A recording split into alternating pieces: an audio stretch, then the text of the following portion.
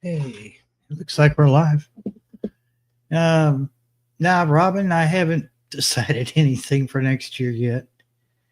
I probably will, on one of those cold winter nights when there's nothing to do. Um, I don't know. I don't like to think that far ahead for some reason because I always change my mind, or I have a bad habit of losing. If I write it down, I have a bad habit of losing the notebook that I wrote it in.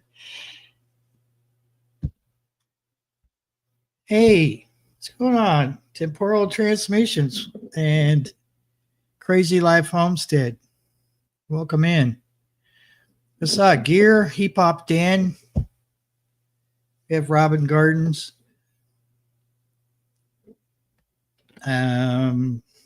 Sure, we have some lurkers. Lurkers are welcome too. It seems like my audio is a bit hot.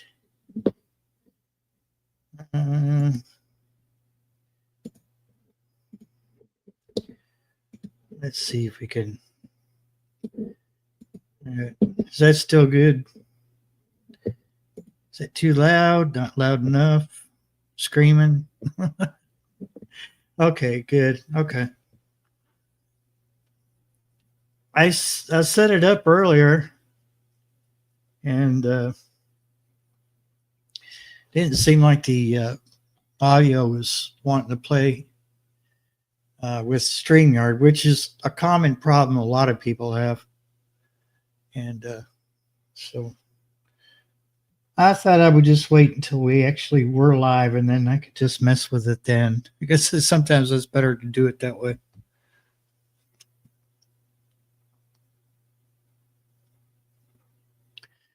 Yeah, well, we're good here, Temporal. It's just me here anyway. Me and the cats. The cats are all asleep and not crowding me. So that's always a good thing. I love my cats, but they have a habit of being a bit needy at the most awkward time of the day, or like I'm doing a live stream, and I have a rather small desk right now. Until I get something better, and the most of the room taken up right now is two monitors, the tower, keyboard, and the microphone. Luckily, the mixing board is on the floor. It's on the floor. It's actually on a box in the floor because of the cats were hopping up here. And Behringer, they put a whole lot of work in their equipment, but they fail to realize that those little plastic feet on the bottom of their mixing board is like sliding an ice cube across ice. They don't. If I think I'm going to try to buy some of those sticky rubber feet and put them underneath the mixing board. That would probably keep it in place. But yeah, it's nice to have the cats asleep when I'm trying to do something like this or trying to record a video. And that way I'm not having to stop so often.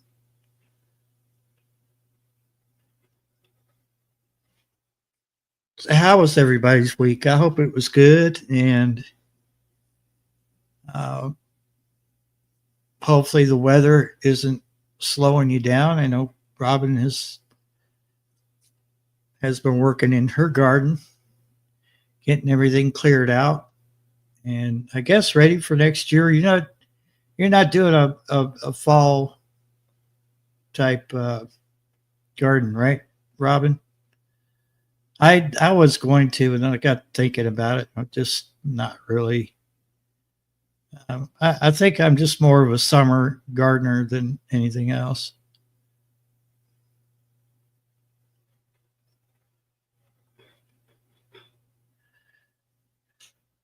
Yeah, crazy life. I know. Yeah, it was. It's been rainy, which I'm not going to say a thing about the rain. We've gotten very little rain, and I kind of figured that it would show up around this time of the year. And yeah, sure enough, like clockwork. Um, Temporal transmission says it's getting colder there in the UK day by day, almost winter. Yeah, you're ahead of us as far as seasons go, just by a little bit.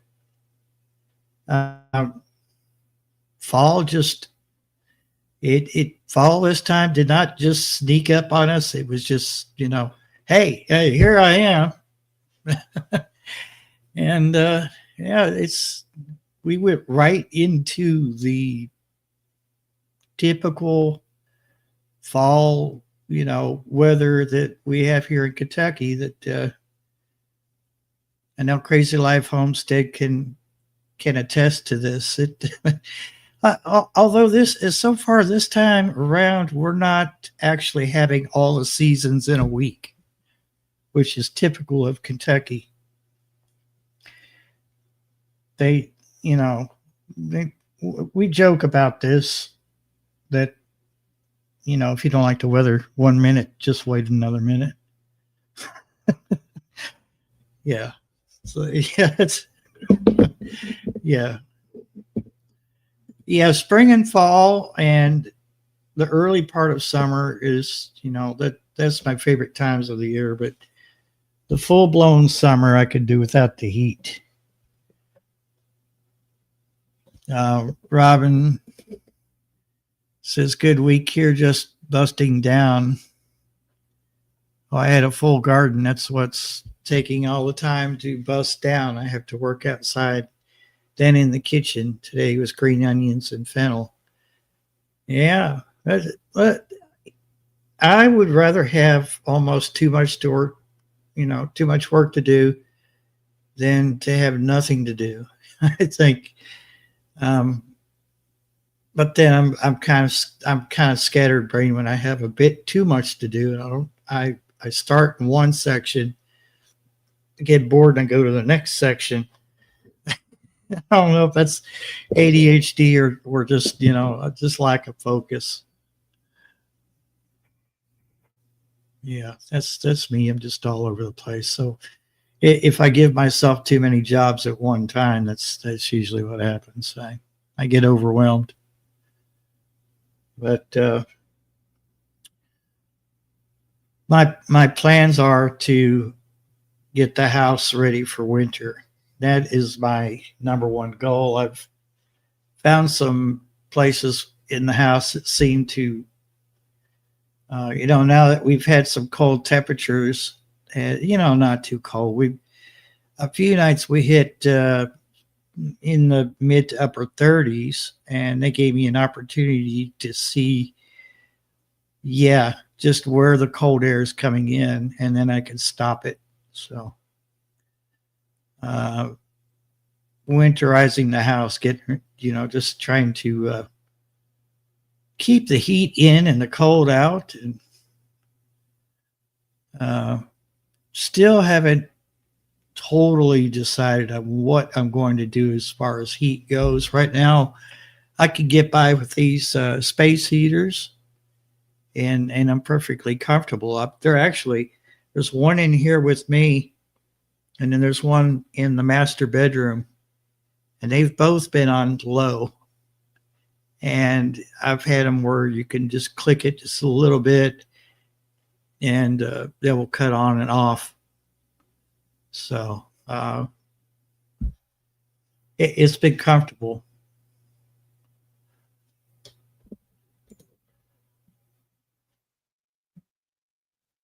I'm analyzing paralysis since retiring. When I was working, I just had to get her done. Now I have time, so yeah,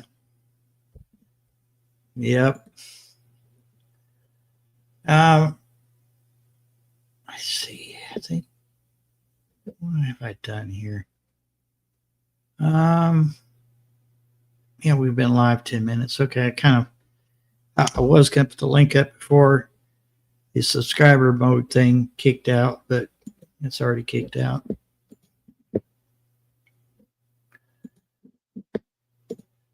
But if I know you well enough, you can click that link. If I don't know you, sorry about your luck. You're not coming up here. we're not going to have Vienna sausages up on this stream. It's just the way it is.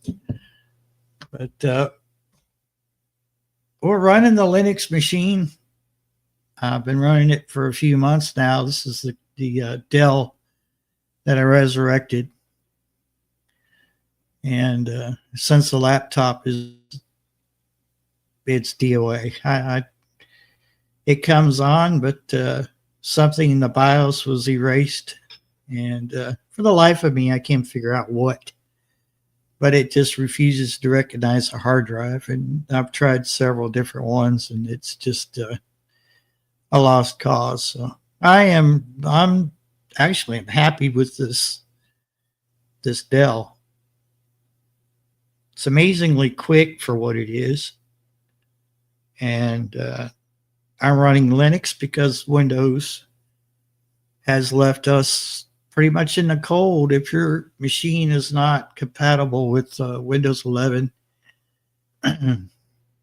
their solution is, but here's a list of computers you could buy.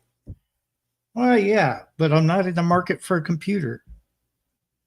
And everything coming out now until death do us part is going to have AI embedded in it. I don't want AI. I just want a computer that works. I don't want the bloatware that Windows gives you. And I've run Linux off and on for years, and I don't know why. I don't know what I was thinking. I should have just stuck with it because it just works. And I'm a code junkie. I like to mess around with code. I like to make things work through a terminal and not just clicking a program I just downloaded and going, letting it do all the work. But if you're a non-Linux person and you try it for the first time, it could be a little bit daunting, but really it's awesome. I can't say enough about it. I'm running Linux Mint Cinnamon. I think we're up to 24 or something is the build. Yeah, but Windows can pound sand, to put it nicely. I'm not a Microsoft fan. I never was. Well, no, let me back up. No, I actually liked Windows XP 98. But after that, it just went to heck in a handbasket. No, I have not seen your wonderful face in so long. How are you? I'm good. How about yourself? I'm good. I can't complain. Even if I did, I don't care. Yeah, it's been a while. I've been putting around in my retirement, so. Oh yeah, just like enjoying Robin. that. A while. Hey, welcome, Robin. My retirement, so. Hi. Oh yeah, just like enjoying Robin. that. A while. Hey, welcome, Robin. Hi. Hi. Oh yeah, Shut the other YouTube off. Hey, welcome, Robin. Hi. Hi, how are you? Oh yeah, Well, we got a browser open somewhere. Welcome, Robin. That's me. Okay. I made it go by. Oh, there you go. I did Good. the same thing. Well, now I know what I sound like. I had the pop-out chat open and I forgot to mute the other. All good. I'm always. So, Mo, you said that you have analysis paralysis too since retiring. Yeah, I do. I'm It's crazy, isn't it? I don't know where to start, with the next project. So just kind of putting around with these little videos. If anybody's been watching, I've been, putting the skeletons all over the place on the property and scaring the garbage out of Duke. And it's just been fun. It's just been a lot of fun. So, but I don't know where to start next. I mean, I think that this has been a really hard year for me. I didn't have a garden because that got taken away. But I had a little garden, but didn't get much food out of it. So next season will be the season. It's just a matter of getting my supplies together and starting it. And I don't have the energy for it right now. The mental energy is just like, Yeah. Yeah. So I've got all kinds of things to do, and I know how to do them. When I worked, I just did them because I had Saturday and Sunday. That was it. You did it. You just made the decision and you did it because you made a plan. Yeah. You didn't have extra time to diddle around. Now I got time, so I'm like, oh, maybe. Oh, well, maybe not. The difference Yeah, I is mean, you had to work for a paycheck. Now you don't have to work if you don't want to. And that includes work around the house, work around the yard. It's like, why should I start it? I don't have to. the house is nice and clean. I'll tell you Yeah. that. The house is nice and clean, but I just going outside and picking up the camera. And I think that was another thing is that, and I'll show you, being at my age, this camera is so Yeah. heavy when you put it on a selfie stick that it's just like, I don't want to pick it up. I just don't want to pick it up. So I'm like, How about putting it on So a I got it. tripod? I did that and it's kind of boring.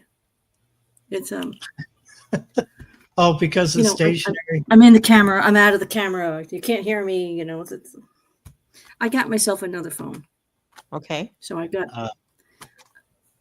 the phone that the horse smashed a couple years ago. I got another one. Yeah. So I do mine we'll see if we can start exclusively on my playing iPhone. Yeah. with that. So I'm I didn't know that I just would. getting back up to it. Getting there. I didn't know if I would stick with it, so I didn't want to invest in stuff that I couldn't use if I stopped doing YouTube. So I needed a new laptop. I just bought a better one than I would have to do it. And I needed a new phone. I just bought a little bit better one so that it, Mhm. would do the job. But I didn't feel guilty about either of those purchases because if I stopped YouTube, I needed them. I Right. waited 8 months before I bought the microphones to make sure I was going to stick with it. Because if I stopped, who needs a microphone? Right. You need a phone. Well, you this need a phone laptop. just came into me recently, so I'm playing with it to see. I know with this phone, I have very little stability, so that I move and the whole thing goes like this. With Mhm. this new phone, it has the stability into it where it doesn't do that anymore. Mhm. So I'm playing with it. Basically, what I'm doing is playing with it. I haven't recorded anything on it, but we'll see how that goes. And it's not, you can call emergency and that's it. It doesn't have any activity to it except the fact that I can record on it. So it's just, a video for me. That makes any sense. But it's a lot lighter and I can put it on my selfie stick and then walk around the property if I want to. Yeah, So that's huge, Yeah. And I've been accomplishing a lot of things while off camera. Like the tractor was a big issue. And, now the drone is a big issue. And of course, Barry, the weather. So that's been a challenge. Yeah. And it's one of those little light ones. So it goes up about 25 feet and it goes, woo! Yeah, I had one as a starter, and it actually ended up over at my neighbor's yard, and Mhm. it was stuck in the air, and it was somewhere about maybe 55, 60 feet. It would not respond, which okay, it was a $30 drone, but it was Wi-Fi, and I wasn't thinking Wi-Fi doesn't go very far, and it just Right. would not respond, and I'm getting frustrated, and so uh, I grabbed my wallet and stuff just in case there might have been an altercation. I don't know where it was going to land or if it was going to crash. And Somebody which I crashed through their fence. yeah, luckily I know my neighbor really well. And I said, "Can I, search your property?" I said, "It was in the air when it started towards your house. It's not now. I don't know where it's at." And of course, the reason it fell out of the sky is because the battery had depleted. And I was like, "This I'll never find this little thing because it was tiny." And hey, Shawnee Gross, how you doing? She's in the kitchen Hi, Shawnee. listening. Hey. So I looked around his yard, and I said, "Okay, Gene, I can't find it." I said, "But it's a little black thing with lights on it, but the lights won't be on because it's dead. So, it's up to you. If you want to bring it back, it's okay, or call me or whatever." About 2 weeks later, after, we had like storms and stuff. This is in the summer, 2 years ago. He brings it up. Well, then I was living at the other place on top of the hill here. And he's just smiling ear to ear. And I said, "What's up?" And he goes, he puts his hand out. Let me turn my camera on. He goes, "There was a drone." I said, "You got to be kidding me." And it worked. I Oh, charged wow. Wow. and it worked. And then, like a couple of days later, I go to fly it, and it went off on its own, smacked into a tree, hit the ground, and that was it. Oh, wow. It was it. They're not easy. They're not easy to operate. Well, actually, not. I don't know. I mean, now that I've had a good one, the DJI is almost flying itself. Ah, he does have a good one. Yeah, How heavy is it? it's it's under 240, 259 grams. So it's How you don't high have can you to go up? well, you're only allowed to go 400 feet. They'll go higher than that because in the settings, it goes past 400 feet. If you push that lever Mhm. over or on the screen, it'll go up somewhere around 1,500 feet or more, depending on, if it's still getting a signal. If it doesn't get a signal, it will come back to you. It's supposed to anyway, but Right. yeah, so it's 200, it's under 250 grams. And I mean, it's still got some heft to it, but all that weight really is in the battery. Right. And I've got 2 of these batteries, but it only came with one, and I ordered a second. It ended up being, it was weird because the second battery was cheaper than the one, you buy this and it's $230. Mhm. Mhm. The Mini 2 SE. If you just buy like a 4-pack where it's 4 batteries and a charger, you're looking at something way more than the drone was. I don't understand it. It's like, why not just include that? And I'll pay. If I had it, I would have paid a little extra just to have that extra charger and extra batteries. But Mhm. they Mine almost, goes up 20 feet and the wind takes it. yeah. You give me a minute and I'll show you the one that got away almost. But yeah, this is the Yep. controller. Your phone goes up in here. Mhm. The nicer DJI products actually have the controllers just about this much bigger, or deeper, and there's a screen built into it. Mhm. And I asked DJI, I said, do you have plans to include my drone on that controller? Oh no. I'm like, yeah, figures. Because it actually controls all the drones except from year, or like the year that mine was built on down to the very first. So it We it take a leaves trade some. in. Huh? Do they take a trade in? Yeah, I wish. Our I do. our good friends have a pretty good drone setup. He's kind of, stepped up, and we took it to the local forest preserve area. I've lived here all my life, and took it up and followed a creek, and it was crazy to see everything from the sky that you've known all your life from the ground. And Mhm. in your head you think it looks one way, but it looks totally different from Yeah. the sky. Another feature too is if you lose it, like in the woods, um, it's got a beeper on it. It'll beep, beep, beep. Plus, it will tell you where it crashed. You get a map, and you could Mhm. download the map to your phone, read the map, and then follow the map to hopefully you find it. Here, You're not going to find talk out from amongst trees. yourselves. I'll find the one that got away.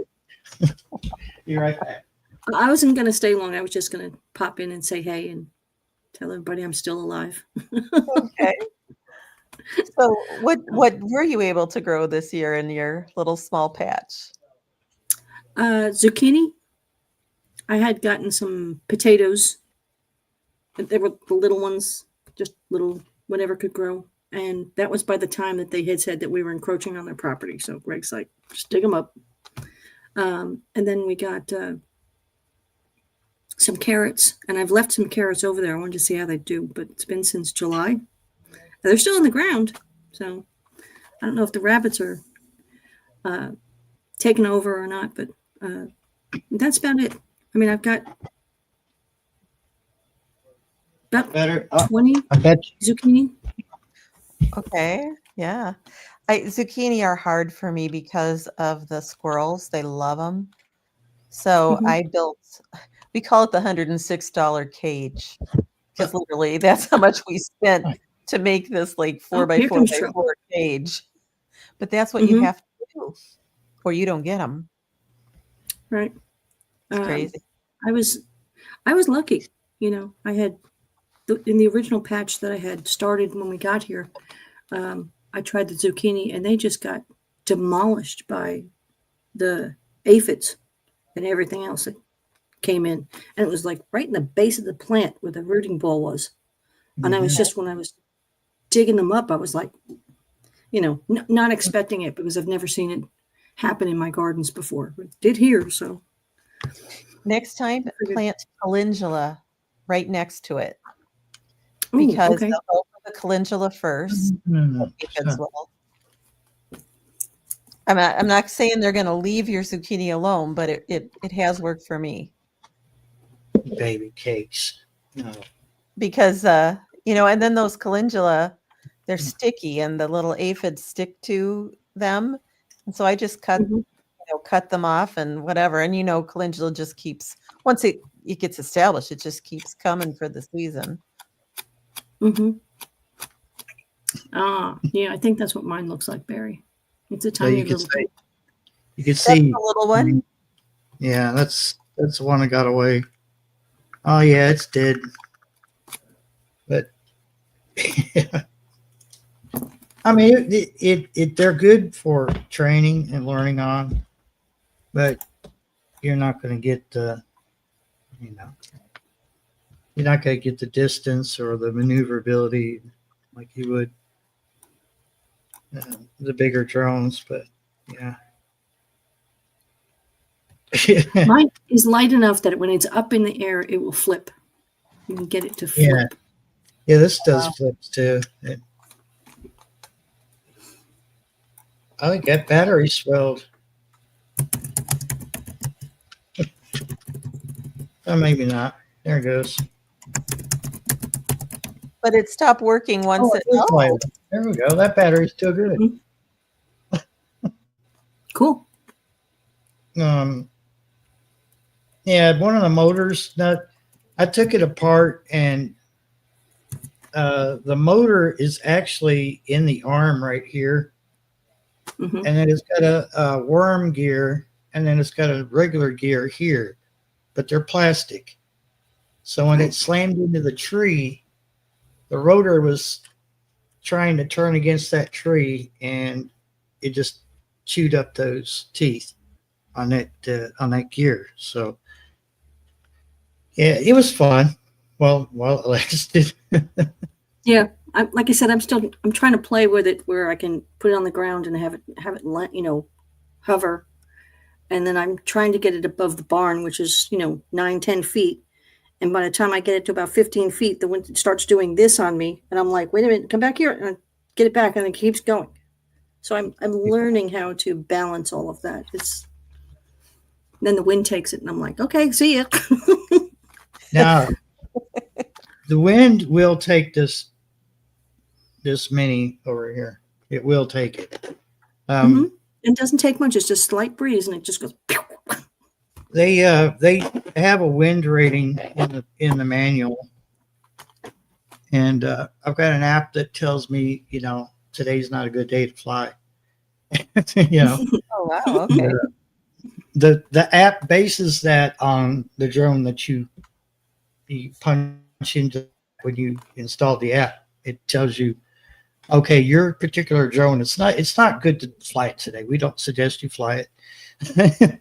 So I usually don't. But a good friend of mine, he goes by the Secret Vault here on YouTube, does usually he does like a short little drone flight of a place he's going to explore. And then at the end of the video, he shows the whole drone footage, and then closes out the video. And he had one of these minis, and it one day the wind was up and he was flying it. He was trying to get the footage. Next thing you know, he looks up and the drone is no longer there, and it just took off and went on. The wind had took it, and he said he was done with that. I think he might have lost two like that. So he ended up graduating up to like the Mavic 3 or something, which is quite a bit bigger. And Right. And it's heavier, so the wind won't take it that fast. yeah. Like I said, I bought this little thing just because I wanted to try the drone and see what it would do, and maybe get a shot of the farm, Yeah. from the aerial. But Hey, Ann, how you doing? so, hey, Ann. Good morning. It's funny because when the drone does take off, Duke is usually around because he's like, "What is that sound?" And then he gets close, and the drone starts coming towards him, and he takes off. So the horse is like, "Wait a minute, I didn't want that." He did that with the skeletons too. He took a look at those skeletons. He was like, "Not having anything to do with that." Yeah. My drone shots are a very tall ladder. Mhm. Exactly. With the phone, it goes like, I can't get on a ladder. I can get on a ladder if I can get my body harness on, and then get on the ladder and crawl up the ladder and then click to something. That's about it. So we have cathedral ceilings here. And when we moved in, as you could see above me, and when we moved in, I had to paint that. And I'm like, oh, this is not going to be easy. Even with an extended stick, it wasn't easy. Drones are fun. I'll learn it. It's just another project I have to learn.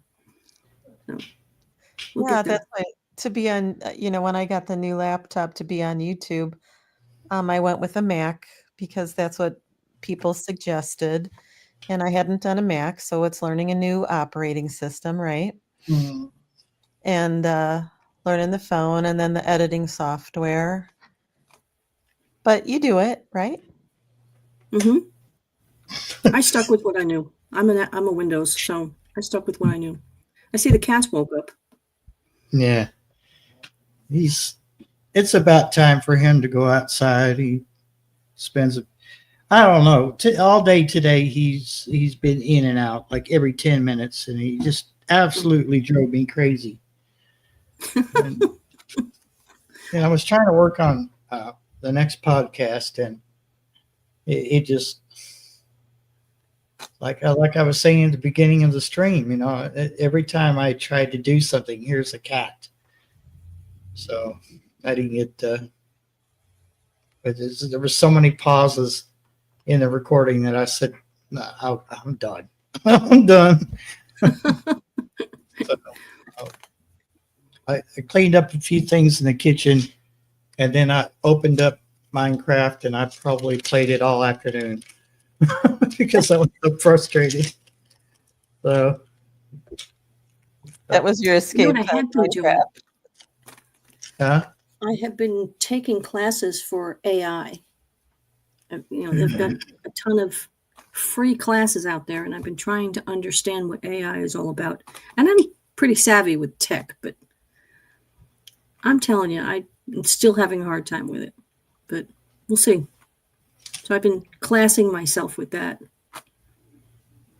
So Maureen and Carol and Shawnee helped me learn a little bit about ChatGPT one night after one of Maureen's lives. And I now use it to help me get a skeleton for the descriptions on a video. And For a script?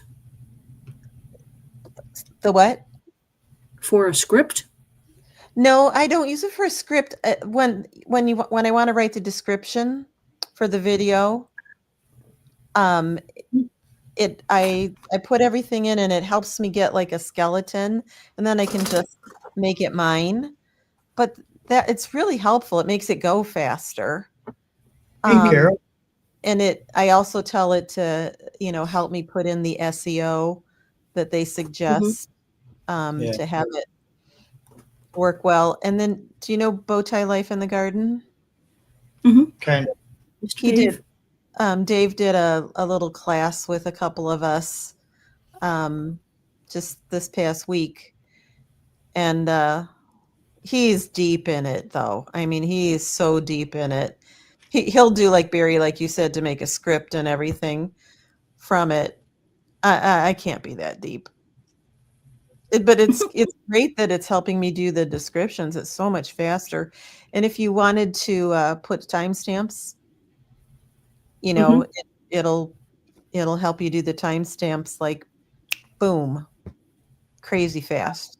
I swore off of AI, and I'm not gonna knock anybody for using it, because it does have its place, but I don't think it should be forced on us, and I don't think that if tomorrow this Dell just said I'm done, and I had to buy a laptop or a desktop, don't push AI on me. Like, don't force it. And it's being forced. It's in everything that they're producing. Well, from 2023 or 24 to infinity is going to have AI in it, whether we like it or not. AI has actually been around for about 15 years, if not longer. Yeah, I mean, just you not use Siri and you use Alexa and you all of these little things, the smartwatch, you've got it all over the place. You just don't realize it. So it's been there for years. room, bud. It's just whether you use it or not. Like, it took me forever to get my husband from a flip phone to a smartphone. I have one of those husbands too. Mm-hmm. And you just fight. It was actually our friend. The three of us were sitting having lunch together, and my hub says, "Well, maybe I should get a new phone." And our friend was driving that day, so he's like, "Oh, let's go to the AT&T store right now." So thank God for our friend Jim, because he was totally the reason Al, Yeah. moved away from the flip phone, and now he wouldn't be without it. He just had to go there. I had to reset my husband's hard set, and he lost everything on it. And he's now like this, where I don't have it. And I'm like, somebody needs to call you. They'll call you. You don't use it for anything, so it doesn't really matter. But he was upset, and I'm like, well, that's what happens. Well, you kind of got to get people interested in something so that they want to learn. My hubs wasn't really that interested in the internet back in the days when it started up, and his mom is the one that taught me. She was a teacher, and she got me going on it. But my hubs wasn't interested, and so one day he's kind of an old TV, an old music person. So I showed him, hey, I think it was like Gilligan's Island or something. You could find out some background information about Gilligan's Island if you did this. And he was like, oh my God, that's so cool. And then he did something for one of his bands, and he's like, oh, wow. And then he was hooked because, he could find all kinds of information out that he was interested in seeking. And then he learned the technical side of the computer that way. You just had to do something that engaged him. Right. Yeah. Greg is the kind of person who doesn't like to ask for help. Uh-huh. He knows how to use a computer if he's forced to use it, but he won't. He'll give it to me. I'm the secretary, so.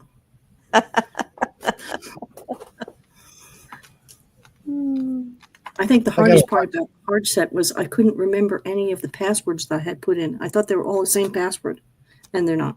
And I'm like, okay, let's go back into my memory. Now, that is when I do use Google because they have a master password. So I could use a master password for everything.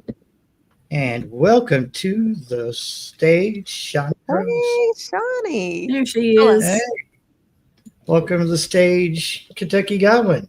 Hi, Randall. Oh my God, there's no room up here. It's full, I where do know. I fit in at? Just get your elbows up. Just put me in the corner and turn me sideways, and I'll fit in there. Carol, I you coming did. too? I did. I don't know if she'll be on camera. She might still be coughing. Oh, that's right. She's in not a feeling coffin. Yeah, she's had a heck of a Huh? good. No farting, heck of Randall. a virus. It went around the house. Oh, that It hit kind her of coffin. hard. Yeah. Yeah.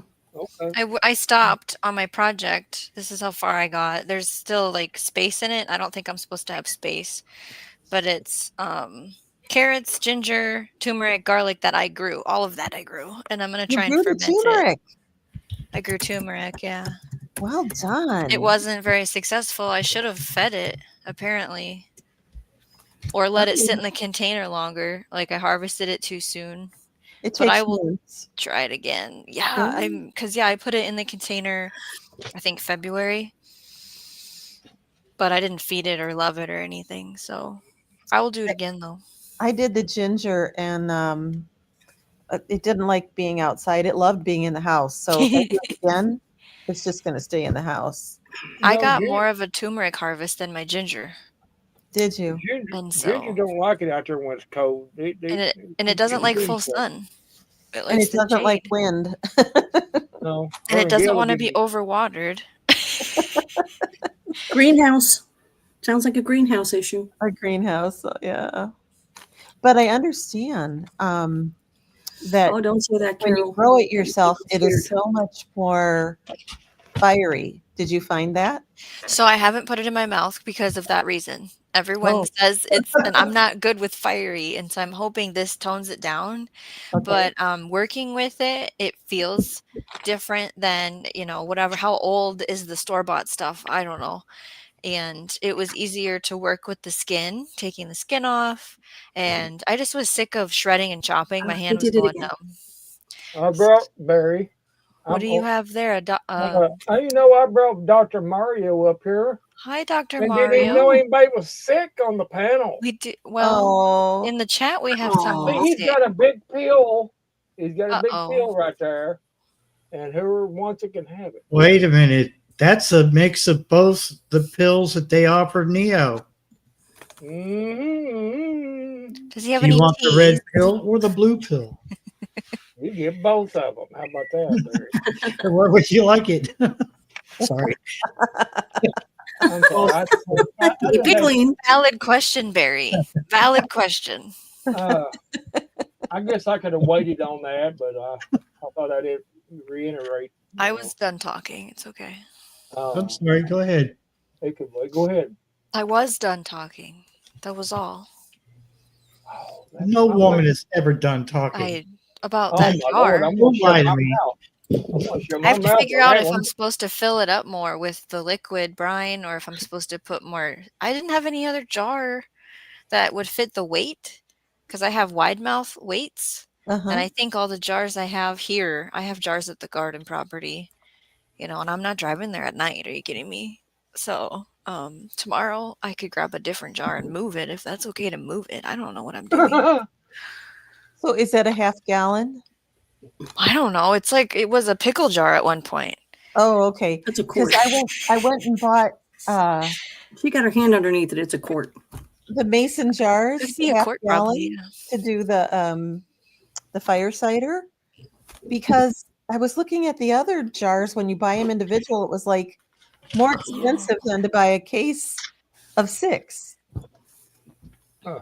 Yeah, I think I have a half gallon jar now that I'm processing, and that's not a half gallon jar. The half gallon jar is like way Right. taller. Yeah. Unless that's a gallon jar. I don't know. If you can get it in your hand, it's probably a quart. I 'cause think you're this is a holding it like quart. this. I definitely think this is more quart. Yeah, you got your hand in it. That's why I picked mine up and stuck it in my hand. I saw, yeah. So I'm supposed to eat fermented things, and I don't want to pay for fermented foods at this moment at the grocery store, so I'm going to try and make some. Right. there you go. Barry's getting coffee. How dare you? Yeah, he left me in there with What? all you women. My God, What? I don't know what I'm gonna do now. You have I looked around, he's Oh, gone. we're at I'm Howland, like, sorry. okay. He was waiting all this time for me to come up so he could go get coffee. That's okay. There's a I'm cat gonna screeching get- at Ann's place. Is it sick? After a while, I'm gonna go get me some coffee too. Sure. You do your little air quote bunny fingers. I wonder what's going on with your cat, Ann. You know more She about said cats than I do. She said it's in heat. That's what she said. Well, she said At 17 years old? even though she's spayed and that she's been screeching.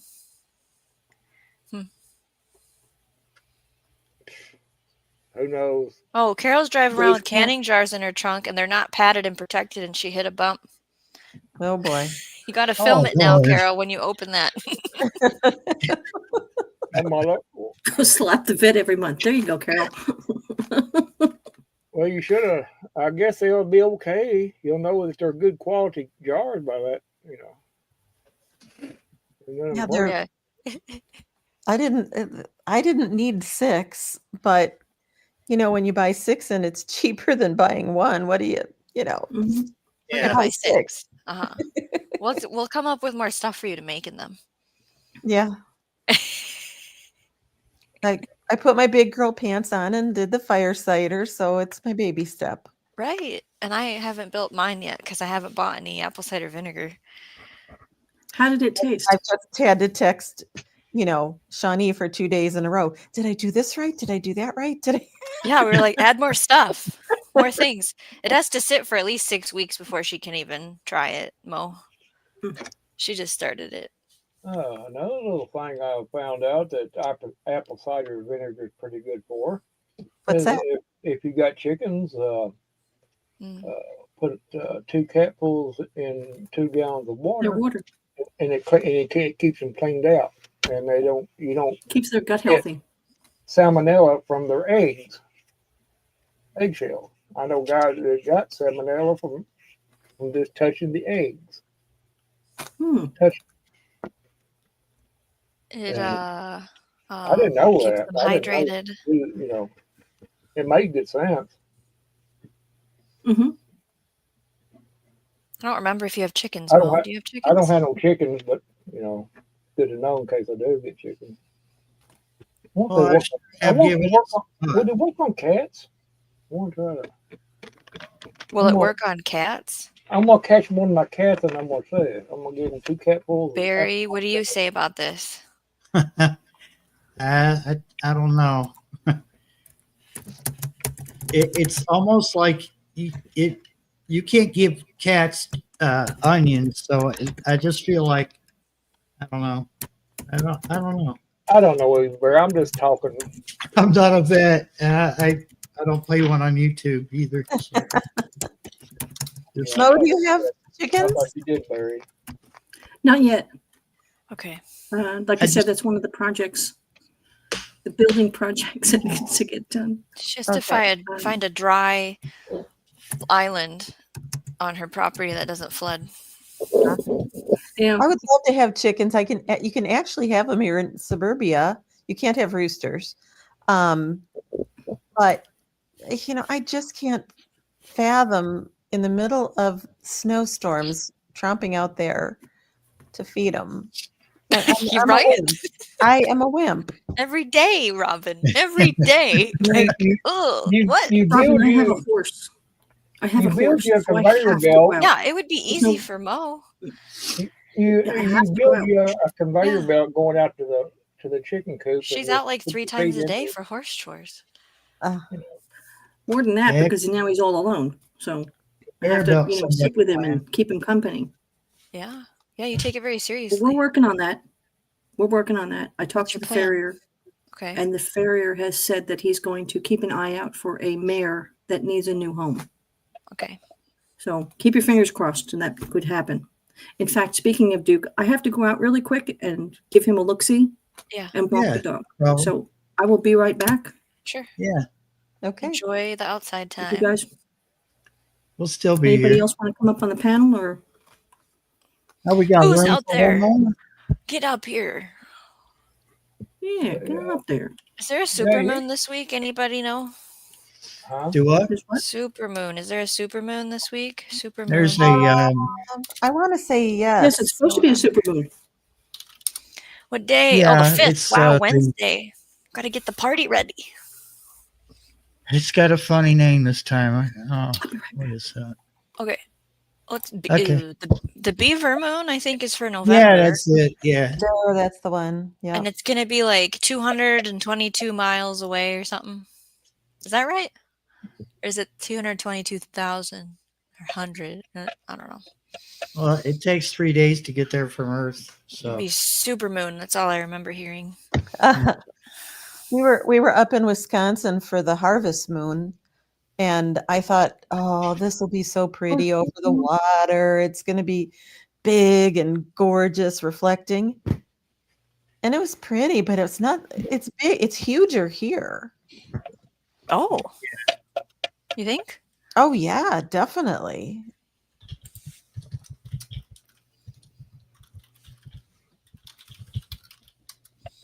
We could have seen the northern lights if we would have stayed one more day. One more day. Oh, darn it. Dang it. So the moon is 238,900 miles away from Earth. Normally. Mhm. Prove it. And I think on that day it's 222 Yeah, on Wednesday, sounds about, yeah. which So, I can't believe it that only much of a difference, you know. yeah. Super golden beaver moon. That Yeah, don't even sound like- that's what that don't I'm even calling sound it. right. Super That's golden not even beaver the moon. name. It can't be. That's what I'm gonna tell my kids The super golden beaver moon. that. Hmm. Wednesday, That sounds like a great cartoon, like superhero. Wednesday, I'm gonna get out here. Wednesday night, I'm gonna get out here and stand out there in the middle of the field. What's that idiot doing? I'm looking at the super golden beaver moon. Yeah, spread So the we're word. gonna take him off now. He is completely lost his Girl. mind, and he's over That's funny. talking gibberish. And you know they'll be chasing me around the field, but can't you see it's right up there? It'd be my luck. It'd be cloudy at night, and I couldn't see it. Have you ever seen a red sun before? Yeah. They had one in, I don't think it was Tasmania. I think it was Australia because of, must have been because of fires. And Yeah, it was like you were on a different planet. it's a It was haze. just It's, bizarre. the smoke off of fires. So It was just just get that. really red as the I sun think was. we got that last year. A couple times, I think. Yeah. My friend has the coolest app that gives all the constellations. Mm. So Where you hold the phone up and then it tells you which one's there. yeah, I mean, Yeah, I've got. it was so cool. The last time we were up in Wisconsin, I had all the girls up there with me, and It's a stellarium. it was so well. There's no light, or there's not a significant amount of light pollution like there is here. Thank you. You could really see everything. Cool. That is cool. Stellarium. That's the name of one of them. Part of our world, you know.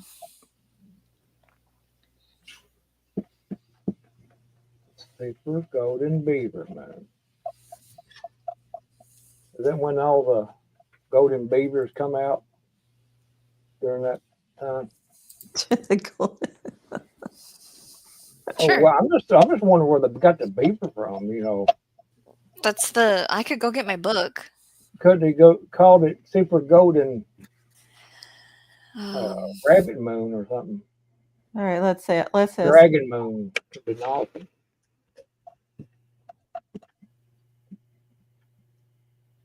Oh, that one. I'm sorry what Carol said. Why I is think it called a golden beaver moon? they probably go, what? Native American and early colonial tribes named it to mark the time when beavers were busy building their lodges and storing food for winter. Well, that makes sense. Yeah, Golden color is often associated with it, comes from the way the Earth's atmosphere scatters shorter blue waves of light, allowing warmer golden orange tones to dominate. Now we know. yeah. And knowing is half the battle. G.I. Joe. And we get to, I'm going to look for some beavers in here in a minute. Wednesday, I'm going to make sure see if I can see any beavers out. I don't think we have any around this area, but it could be. You never know. TV from my childhood corrupted me. We know what cartoons corrupted you, Barry. The jingles stuck around and did their job. Sailor Moon. You like Sailor Moon, didn't you, Barry? Hmm? This is saying hardwood ashes is an excellent fertilizer for strawberries.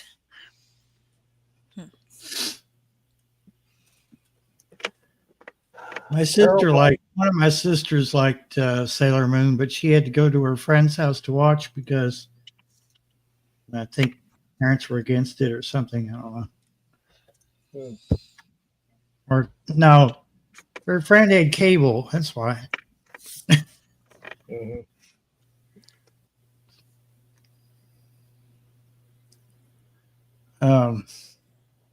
How come Curl? Is she home or is she incapacitated where she can't talk? She's the one that's sick.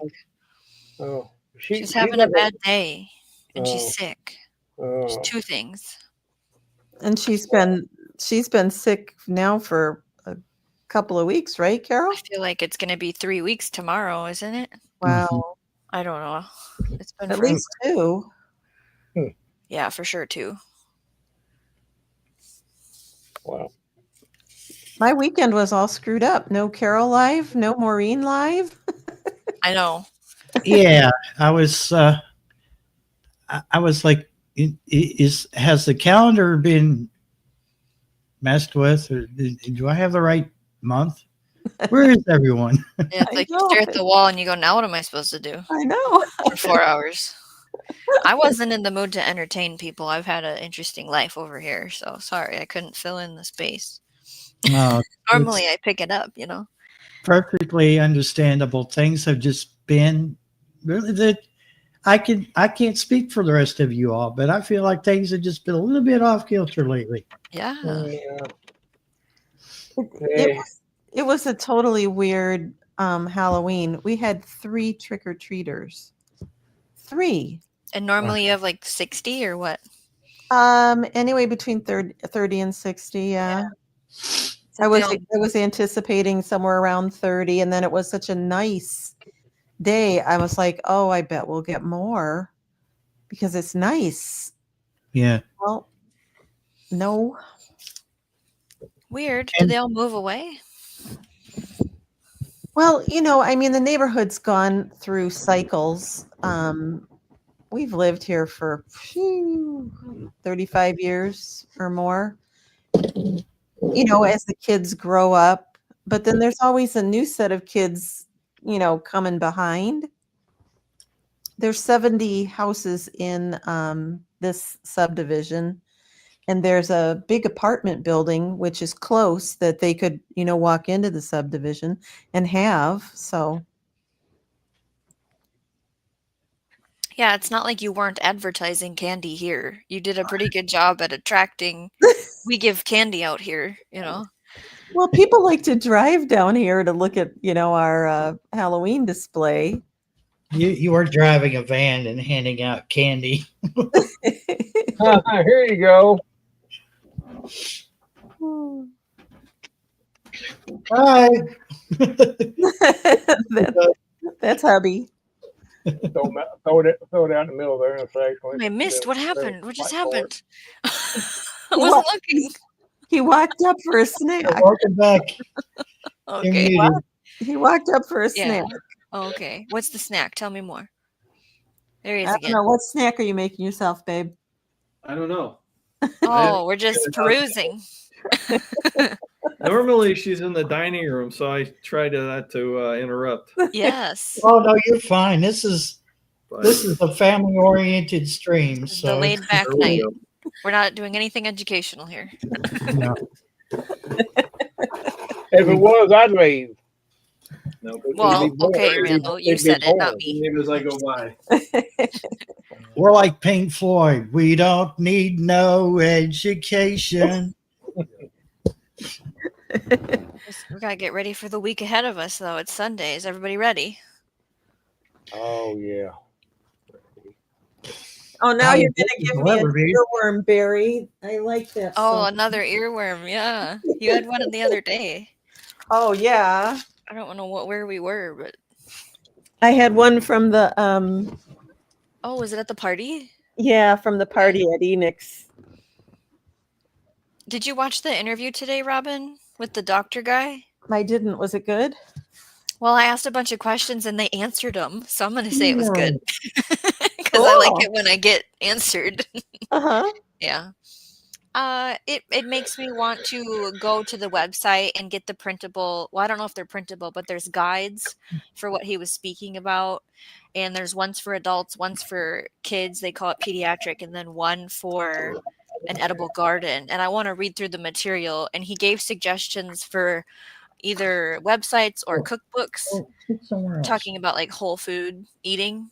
Mhm. And so I want to peruse those too. I made the list because I didn't have time to look it up yet, but I think it'd be worth the replay. Yeah. Cool.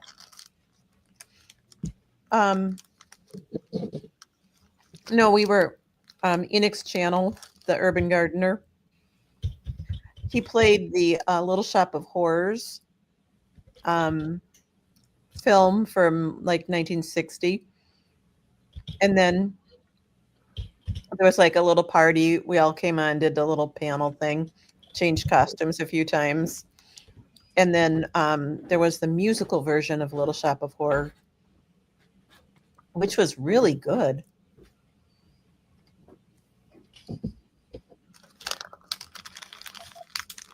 I vaguely remember that.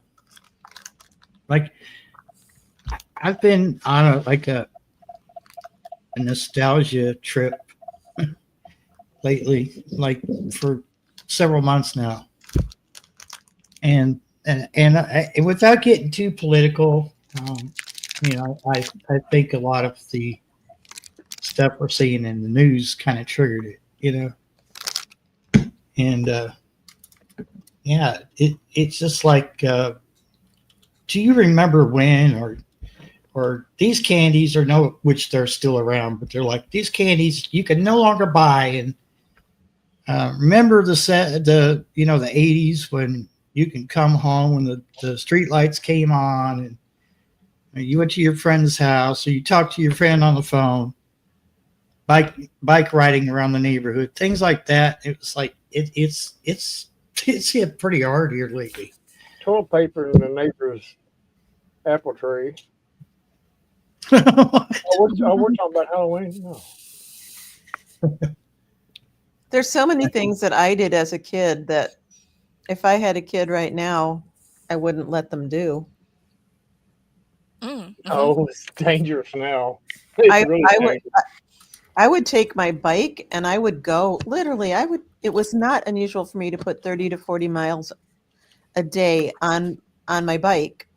Mm-hmm. And as long as I check, if Cinderella's hand was on this or this and I got back and checked in, I could go off again to wherever. I wouldn't we have forest preserve districts here in the Chicago area. They're green spaces that have been preserved and they've got trails through them and so forth. I would not let my young child go there alone now and play, even with friends like I did when I was a kid. No way. Nope. ding dong ditch. Yeah. I mean, kids used to, hey, I'm gonna like as the parent, I'm gonna run down the street to the gas station. I'll be back. And he left him home. And I mean, like they're not of age yet.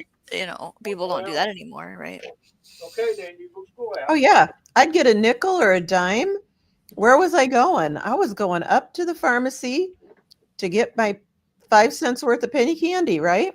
Mhm. Yeah. Yeah. My sister Becky would, she loved Orange Crush in, the glass bottles. Of course, they had them back then. And we got to take them back and she said, keep the 10 cents from it. Well, she would go through like a six, it was a 6-pack of those glass bottles in like a couple days, and so I mean, it's a wonder we had any teeth at all. But it wasn't like we went too far out of mom's vision because we were just going. We were renting a place in Columbia Station, Ohio, out in the sticks. So there was what we would call a strip mall now. A whole row of stores. There's the printing press for the local newspaper, and then this little corner store, literally corner store, because it was 2 adjacent roads, and then the little store there. So it wasn't like she didn't know where we were. We were either on our road, on the adjacent road, which she didn't really like for us to go on that road because it was really busy. And, or we would be around that shopping mall, And so it wasn't like, but I did the same thing, Robin. Like I had this bad habit of taking off on my bike. Now she knew I'd left because she always paid attention to what I was doing when I was going out. I was a little hellraiser, believe it or not. No. And if I didn't come back, after an hour or so, then she started to send the posse out, But yeah, I put a lot of miles on that little BMX until my brother gave me his 10-speed, and then I put a lot of miles on the 10-speed. But by then, when I got the 10-speed, I was already like 17, 18 years old, so it didn't matter really much, like I worked at a public radio station for like 2 summers. So I rode my bike because I didn't have a car at the time. I just rode my bike with a backpack that felt like it weighed about 10 tons with records in it, and just rode to the station, did my thing. If the weather turned bad, then I would call mom, say, I can't ride my bike in the rain or the snow or whatever, but I only had to do that one time. And, but we were, I don't know, I'm sure the next generation is going to say, man, times were good then. But I don't think that they can compare it to what we lived through, what we did. You know, I just feel like that was the pinnacle of, there's a fly in here. That was it. I mean, we spent some really great times when we were younger. And I don't think any generation can match that now. You know, it, They wouldn't know how to. you know, You we had were to come up and be creative with what you were doing yeah. back then. Oh yeah. You know, we made golf carts and, you know, slid down the hill in old boxes from refrigerators and, you know, the cardboard boxes. I mean, we made up stuff. We made kites out of the big leaf bags. You know, Yeah. there was. We played hide and seek with a ton of kids that were on the block. And we didn't go home until 9 o'clock. You know, Mom said only income free, and everybody came in. So it was a different time back then. Yeah, I grew up next to the, you know, like a 4-lane highway in the back, and we would go and, you know, it was elevated, and we would go and make moguls in the snow, and then, you know, slide down the side of the highway. And I mean, we'd play for hours, and we weren't like on the highway, we were on the side of the highway. Now it's all fenced because they don't want anybody to be able to get up to the highway. Yeah. Well, you know, it's a story in the air. I don't get it. We had a, I can't remember what his title was, but he was the guy who said whether the school was open or closed or not when it snowed. Mhm. And he pretty much said over the broadcast TV, if you bring your sled to school, I will make sure that you guys get home. And when they did, they shut all the roads down, and all of us literally slid down the hill to go home. And we had a blast. Yeah. You know, the fire department was there in case of accidents and things like that, but they don't do anything like that for the kids nowadays. Nothing. And yeah, that takes me back to Cleveland, Ohio. Our parks there allowed us to sled, you know, and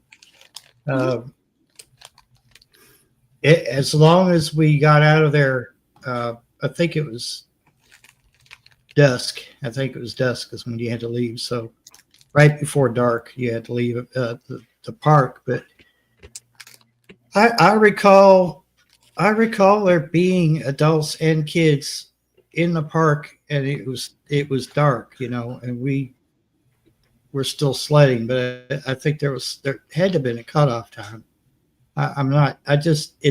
It's foggy. I remember the fun, you know. I remember because I had 5 sisters and a brother, and you know, we were all there, and I just remember it being dark, and there were other kids and other adults. So I don't think I ever like if you tried that now, I guarantee they would kick us out. They'd be like, "Well, look, it's getting dark. You have to leave the park. You can't be here after dark."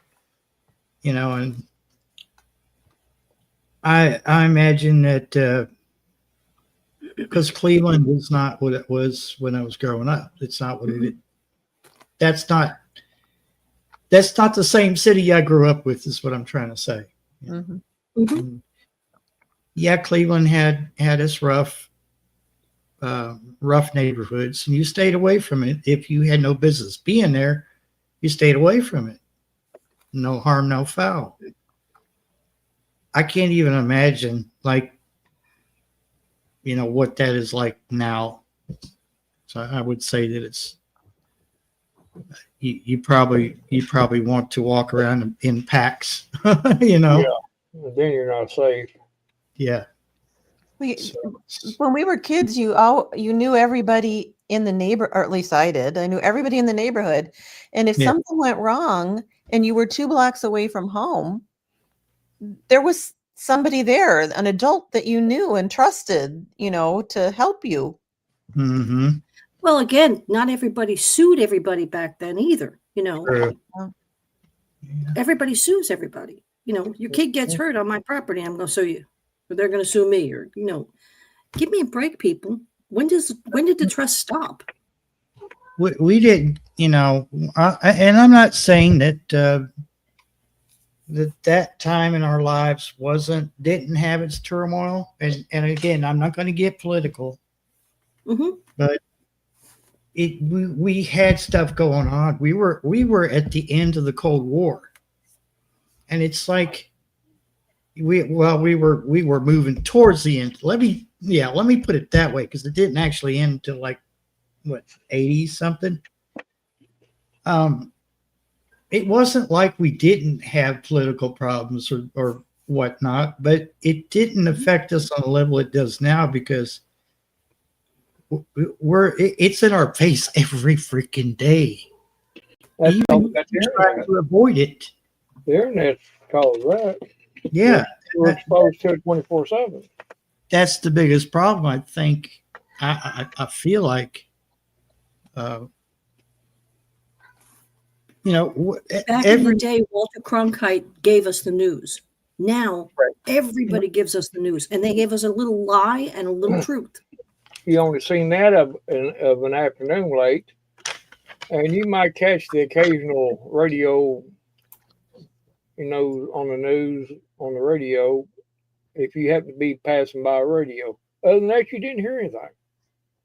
It ain't like it is now, every day, 24/7, all the time. And that's why it feels like you're overwhelmed. And that's, if we didn't have the internet, we wouldn't even know half the stuff that is going on right now. hmm We wouldn't. But that is the way it is. Oh, I don't pay attention to it no more. Neither do I. don't- I stopped watching it. Could I might glaze over it just really quick. But as far as me sitting there and looking things up, no, I don't. There's no need in it. Absolutely Why no would I need. have Whoopi Goldberg to tell me how great her life is? Yeah. I didn't. The most we had was Oprah or something like that, and or Montel Williams or something like that on TV. If you was sitting still at home long enough to watch something Yeah. like that, but we never did. I mean, dude, I'm telling you. Of course, we got open streets here. Well, not streets, but we never was out there in them areas. We were back in the woods all the time. I know these woods back here, like, well, you could almost blindfold me. I could walk it. Well, now it's a little, of course, it's going to be changed a little bit, but you get my gist of it. I mean, that's where we were at. We didn't care. We'd take a. When we were had in a school. we had a good idea one day. Hey, let's just take a radio back there with us, with some cassettes. And we went way back in the woods, man, and sat there all day long listening to music. Back in the woods, nobody around. It was a great time. Great time. When we were in school, we learned history. We learned American history. We learned foreign history. These kids nowadays don't know what the history is. And Well, they don't here in the area of Nashville, I'm in the area of Nashville, but they've taken all of the statues down that have to do with, Grant and Lee and all of the history, the rich history that happened in this area. Mm-hmm. And they're taking all of these statues down. Gentleman over on I-24 westbound had this, I think it was a 10 by 24 cement block that had a pole that was in it. And he had General Grant on it with his horse. And it was private property. And the Davidson County told him to take it down because it was offensive. I told him to go get bit somewhere, is what I would told him. Well, he had to take it down. And it was on private property. And I'm like, these kids don't understand. The history is still going to be there. No matter what you do. You're not It's in changing the it. book.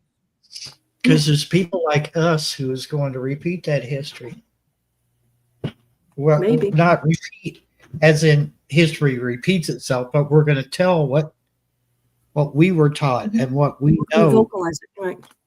Yeah. But down here, as you already know, they already have reenactments of history, Hmm. and they do it all season long. So We have that. We people have do here this for a too. living. Yeah, people have do it here for a quite- living. So Well, we have it quite busier. I mean, I want to Very know weird. who stopped the history from being taught in school. oh, they tried that Who was the idiot? block. I don't know. They tried that statue thing here, and that didn't last long. Hmm. That went, I think, after 50 or 60 of them surrounded a statue here at the local battlefield and said, "No, Yeah, you're not doing touching it. it. You're not doing it." And everyone was packing too, Mhm. and they didn't do it. Didn't touch it. And That's the way these kids are taught these days. All right, Carol, Yeah, have a it's good night. offensive. I'm gonna take it down. There's a Okay. huge No. emphasis on STEM, and so they can't fit history in now. You know, your science, technology, engineering, math. That's what they want, you know, the focus on while they're there, supposedly. And a lot of it had to do with just the restructuring of the educational system after the 60s. You know, things, home ec, actual, like how bill paying works, how stock markets works, how retirement accounts work, how to look for benefits at a job, how to get a job. A lot of that stuff's been stripped out. And it's like, so what are you doing while you're there? What are we doing? That was the only thing that you mentioned on that list was home ec. They taught typing and metalwork and woodwork, mhm. mechanics. They taught. There was a thing in my day, and I'm a lot older than you are, called BOCES. I can't remember what the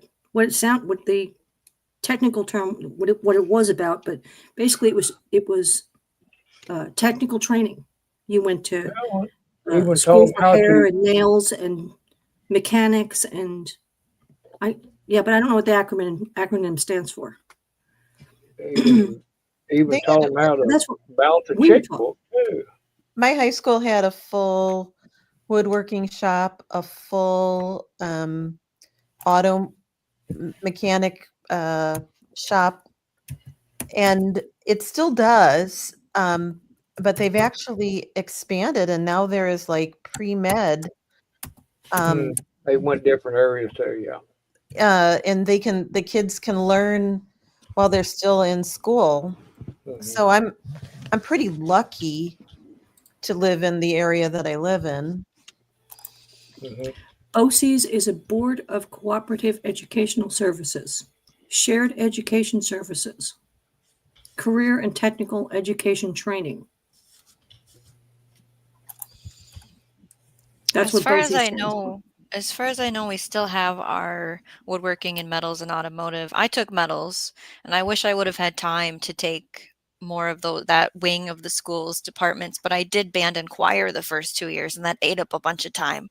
If I went back, I would switch it up and do more in that wing of the school. And as far as I know, we still have it. But I am in a small community that pushes technical college.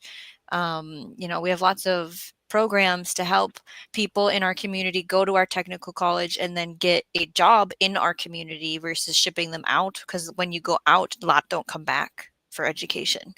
But there are pushing more nursing medical, definitely has been lately kind of the thing I'm hearing. Mhm.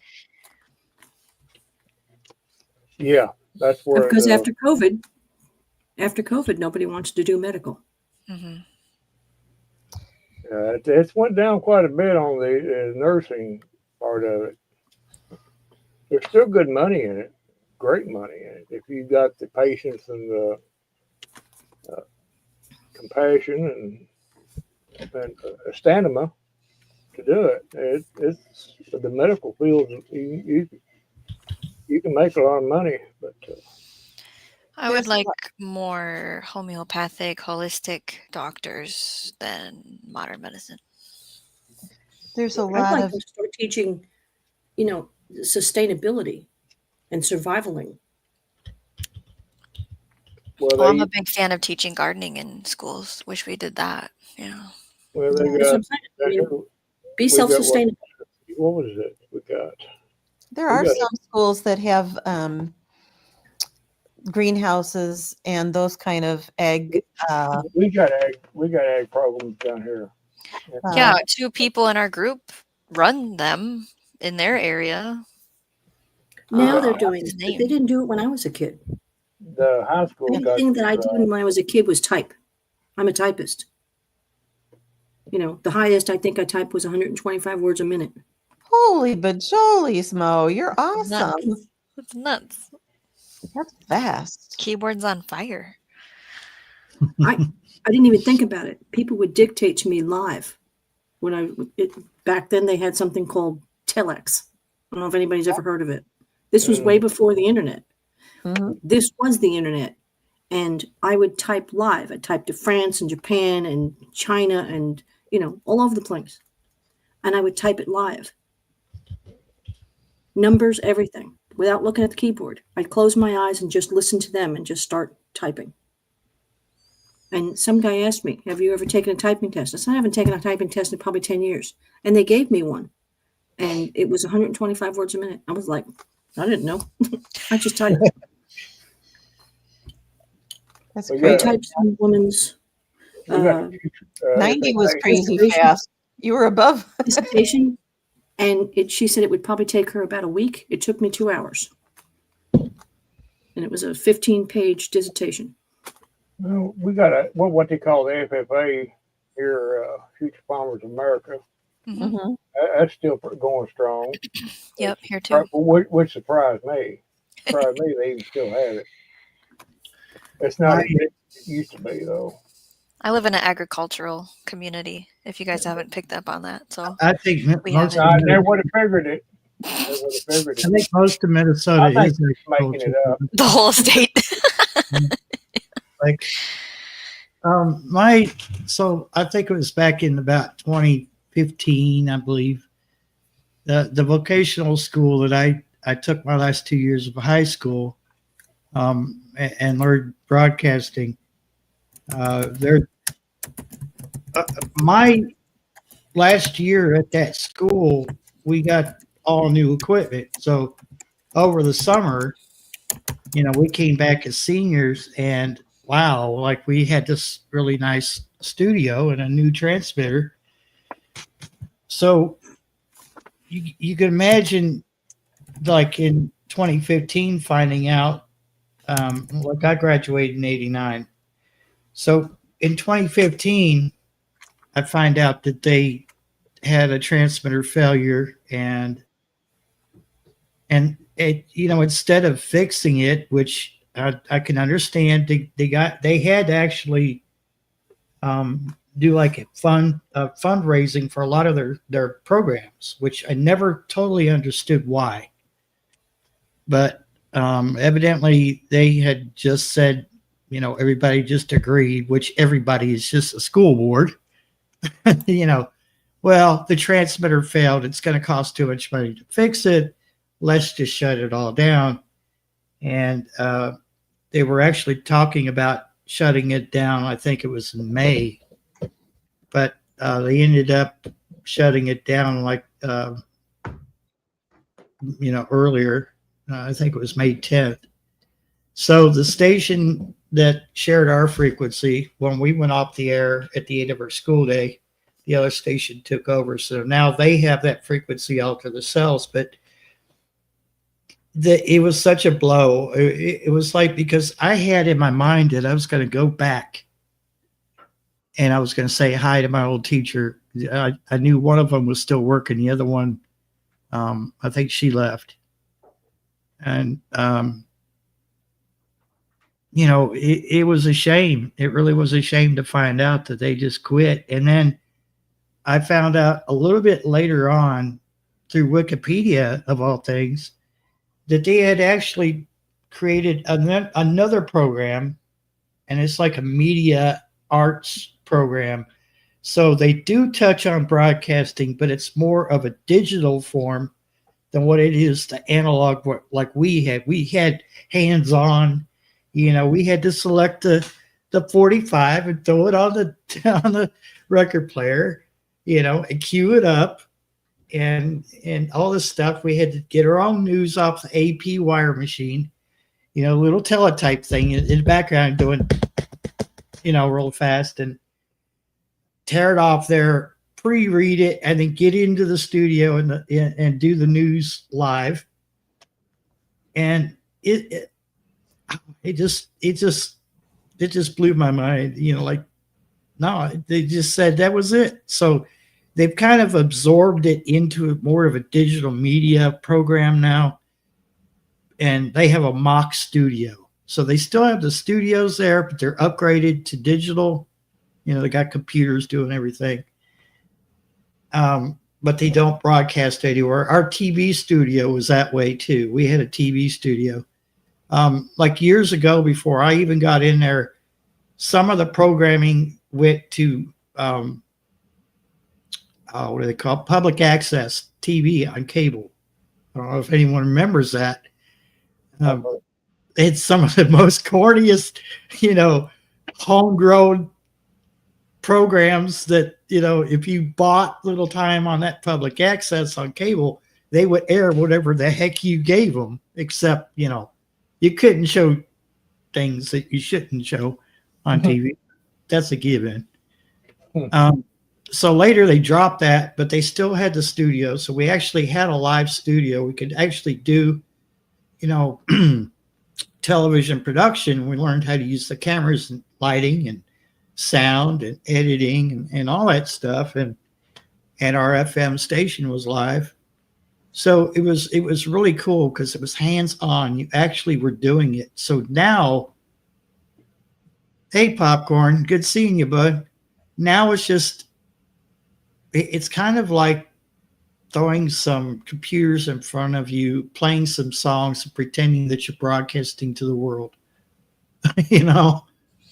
Yeah, I wonder what the training looks like now to do that position, because a lot of it's, hey, don't forget to go to our app and fill out this thing, and then you can win blah, blah, blah. And some of it, like we've talked before, it's all pre-recorded, not live, depending on what time of Stations day it only is. have like 2 or 3 DJs, and most of the time, they only crack the mic once in a couple, like every hour.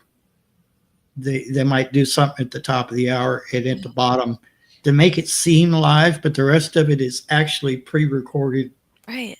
voiceovers, voice tracking is what they call it. I have a friend in Somerset who worked at what's now known as something QQQ. I can't. It used to be 97.1, and now they simulcast with WKQQ out of Lexington, which is a album-oriented rock station. She was canned, and because they sold to iHeartRadio. Oh. And iHeart has this really bad habit. I don't know if they're still doing it now. I'm sure they are. Of kicking out the good ones, kicking out the popular ones, and bringing in somebody that they think is going to make money. The familiar voice to people, they get rid of them, huh? Yeah. And she had a gag order for a year, or no, 5 years. She could not go on the radio. Right.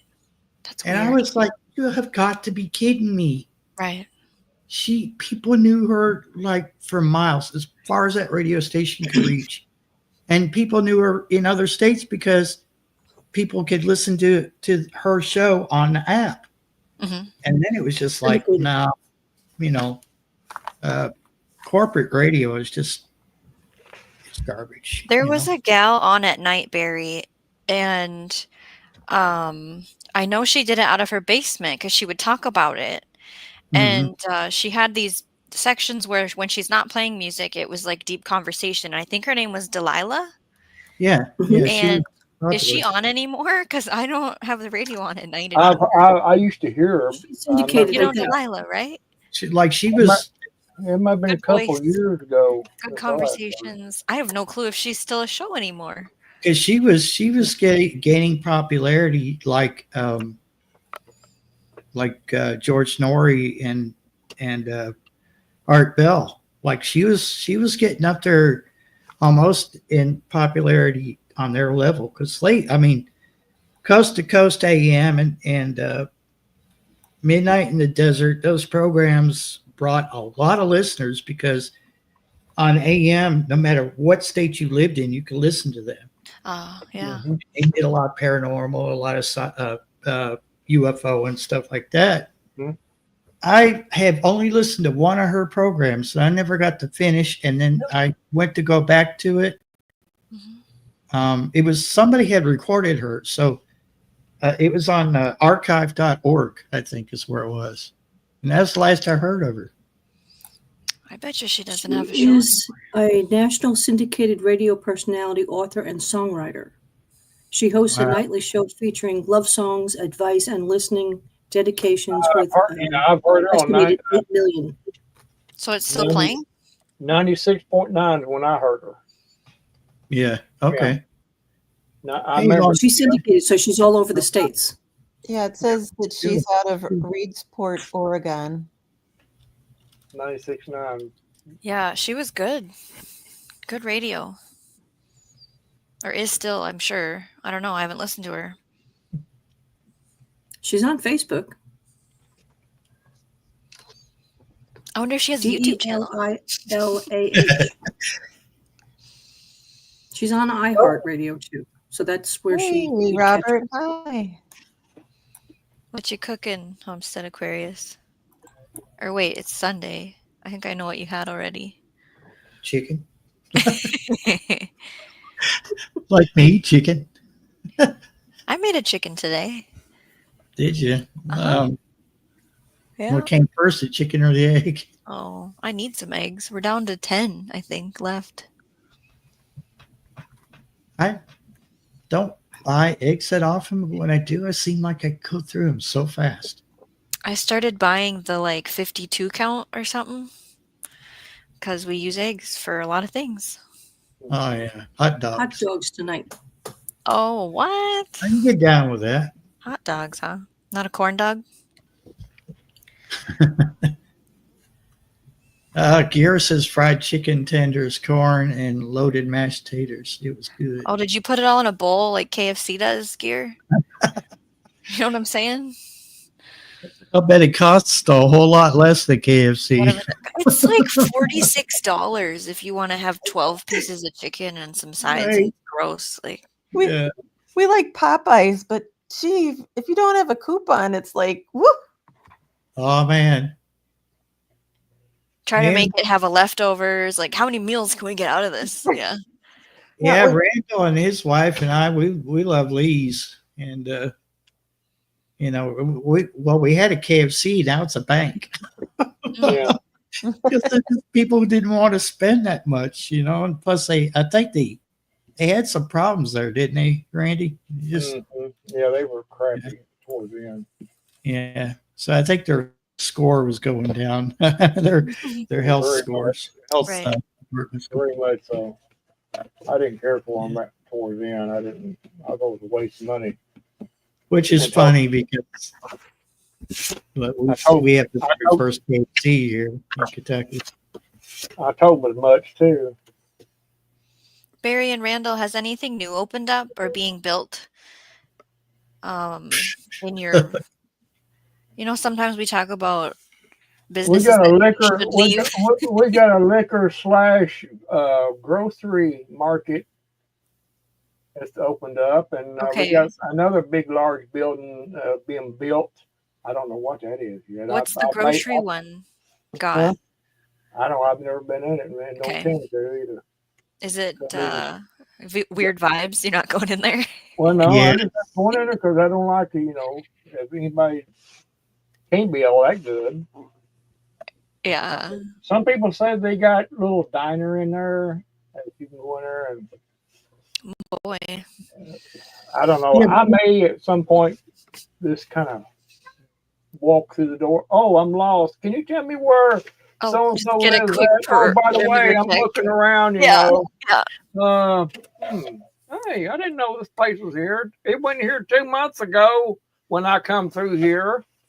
But you can go 800 feet, or not 800 feet. You go about 80 feet. There's the marathon. And they sell hot food in there. Yeah, Habib. Oh, that one's I wondered which one was that one. Yeah. Okay. Habib. Yeah. I call it. Okay. That's my name for him. That's Habib. I know of that one from you guys. So yeah. And the one down from him, I call him Haji, and the one on past is Abdul Blumgada. Abdullah Blumgada. We have an Aldi's opening up in town. Do you know Hey, what take Aldi's care, is? Ann. Have a great day. You totally want to shop at Aldi's. You'll save a lot of money. I know Oh, I like right. their produce because I've been in one in another town. Mm-hmm. Produce I would be okay with getting there. Yeah. We do a lot of our shopping at Aldi, and Oh, and coconut oil. They have good coconut oil for cheap. you just and the cheeses and Cheese. stuff. Yep, I would You say. can you can save a lot of money, and then we call it the junk aisle, but they always have an aisle with tchotchke stuff on it. Sadly, I'm always finding something on that aisle. Like gadgets and kitchen appliances And or Gym Yeah. shoes. I don't know. You never Right. know what they're going to have. Weird. Oh, but I got to tell you, I got my very favorite grow tents there. The Oh. over the earth grow tent and the blowaway greenhouses. Cheap, Hmm. cheap. I got them. Yeah. Yeah, because one year they didn't get them in until June, and so nobody was buying them because it was already after getting the plant started season. So they went on discount immediately, and I'm like, I'll have 2 of those, thank you very much. Right. Put it on the shelf for next time. Yeah, you bet. Yeah, I think I might pay him a visit there, Shawnee.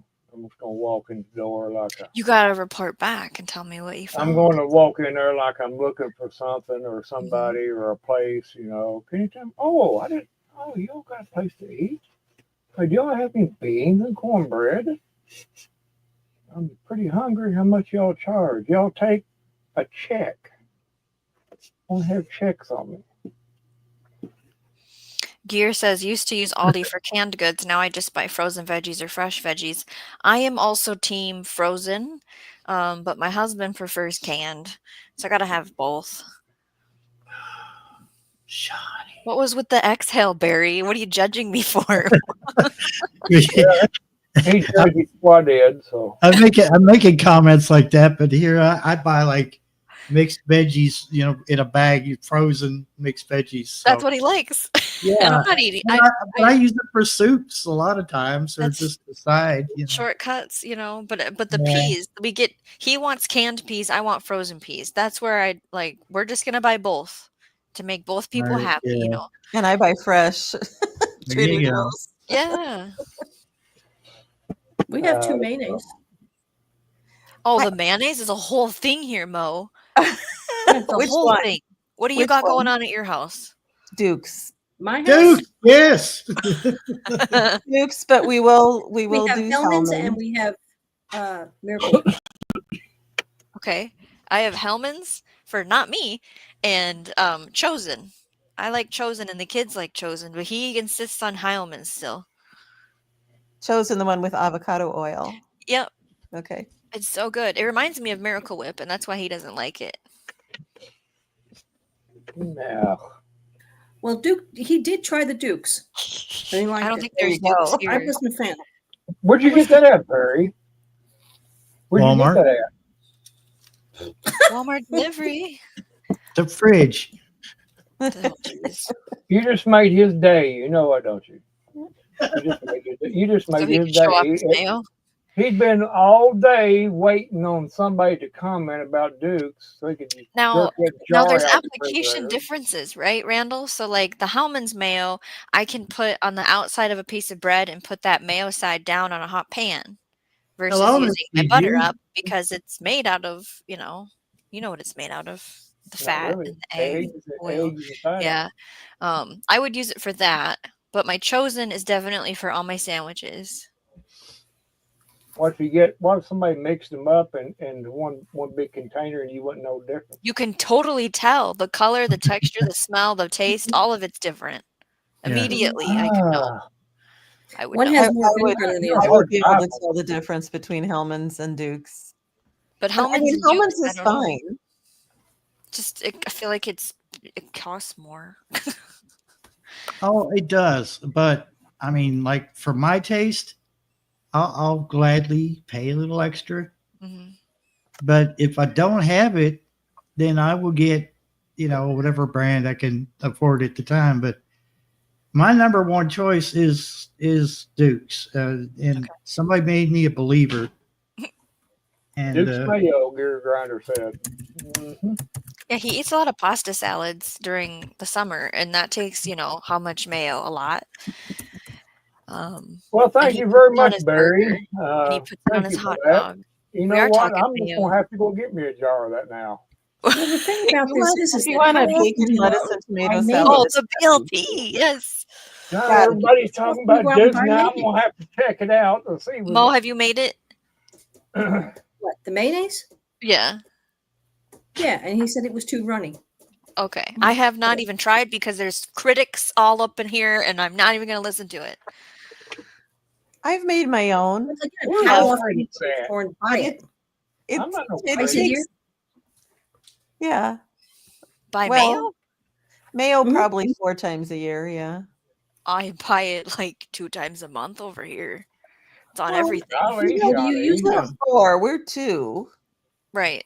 Yeah. So, ham Yeah, and we're cheese 2. sandwich, beef roast sandwich, chicken sandwich, cheesy sandwich. That's just the kids and I for sure. BLTs. Yeah. Mark BLTs, yep. Mark puts it on a hamburger or a hot dog, and like I said, pasta salad. And I feel like his egg sandwiches have mayo on it, and he dips fries in mayo. Like, Mhm. Oh my God. The first time I was in England, Yes, Mrs. Right. Gigi, we're talking mayo. I ordered French fries and it comes with this dollop of mayo on the top. I was like, that was in Holland. And I was like, oh my God, where's the ketchup? yeah, But I tried it and I'm like, oh, this is okay. Then we went from there to England and you get your French fries and malt vinegar. And I'm like, no. malt vinegar? Now that What's sounds this? good. I That tried sounds- it. I'm like, oh, So so pretty good. That sounds good. it's actually not bad. Yeah. No.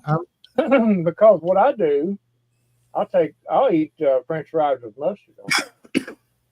And I'll eat French fries Mhm. with What did he just say? French gravy, fries and gravy, left? Mustard. gravy, Oh, mustard. Mustard. That makes and sense. mustard. Pretzels are good with mustard too. Oh Yeah. yeah, I would say Definitely. after Especially that. those soft ones. I I'm like the only onion one rings that likes with mustard. Hey, Right now. Give me some Um, onion I'm rings. the only one that likes it. what got me hooked on, with the vinegar and the well, they called it fish and chips. It was Arthur Treacher's Fish and Chips. It was a restaurant like years ago. Oh my gosh, I remember Mhm. that. Yeah, and that's what got me hooked on it because one day Mom was like, I had to have been like 9 or 10. Mom said you could choose whatever you want off the menu, and I just saw fish and chips, and I remember this from a movie, fish and chips. Being American, I before I even knew what chips were, they're just Mm-hmm. fried potatoes. Mm-hmm. French fries. I was just like, I wonder what that is. And I tried it and I was like, I was hooked, but it wasn't one of those restaurants that you go to that often. And I think it was like the only exposure I had to it at the time.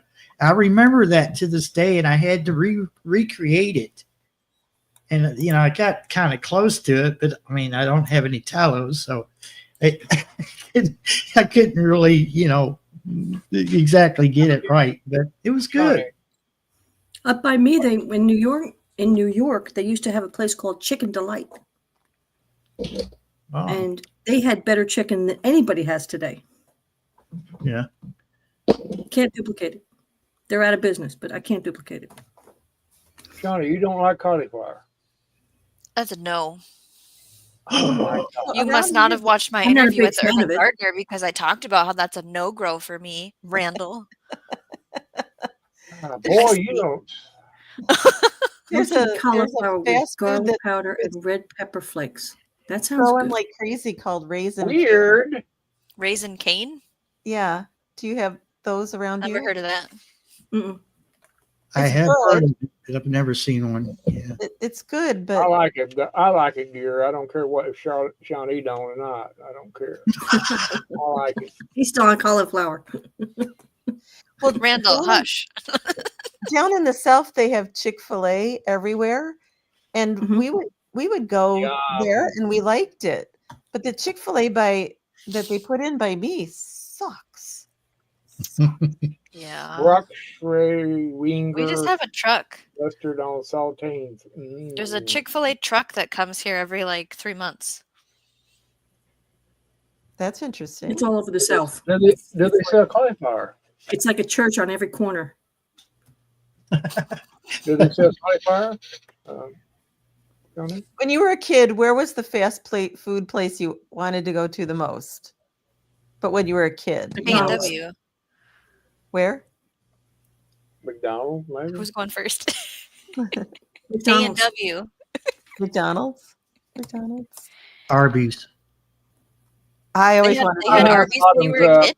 I always wanted to go to Jack in the Box. Is that Yeah. a burger place? We don't have them around here. Those. I don't think Yeah. there was nothing like that around here at that time. I remember Right. going to McDonald's and 8 having years old. the little flying saucer that you had to make. Remember the paper flying saucer that they had that was a hamburger?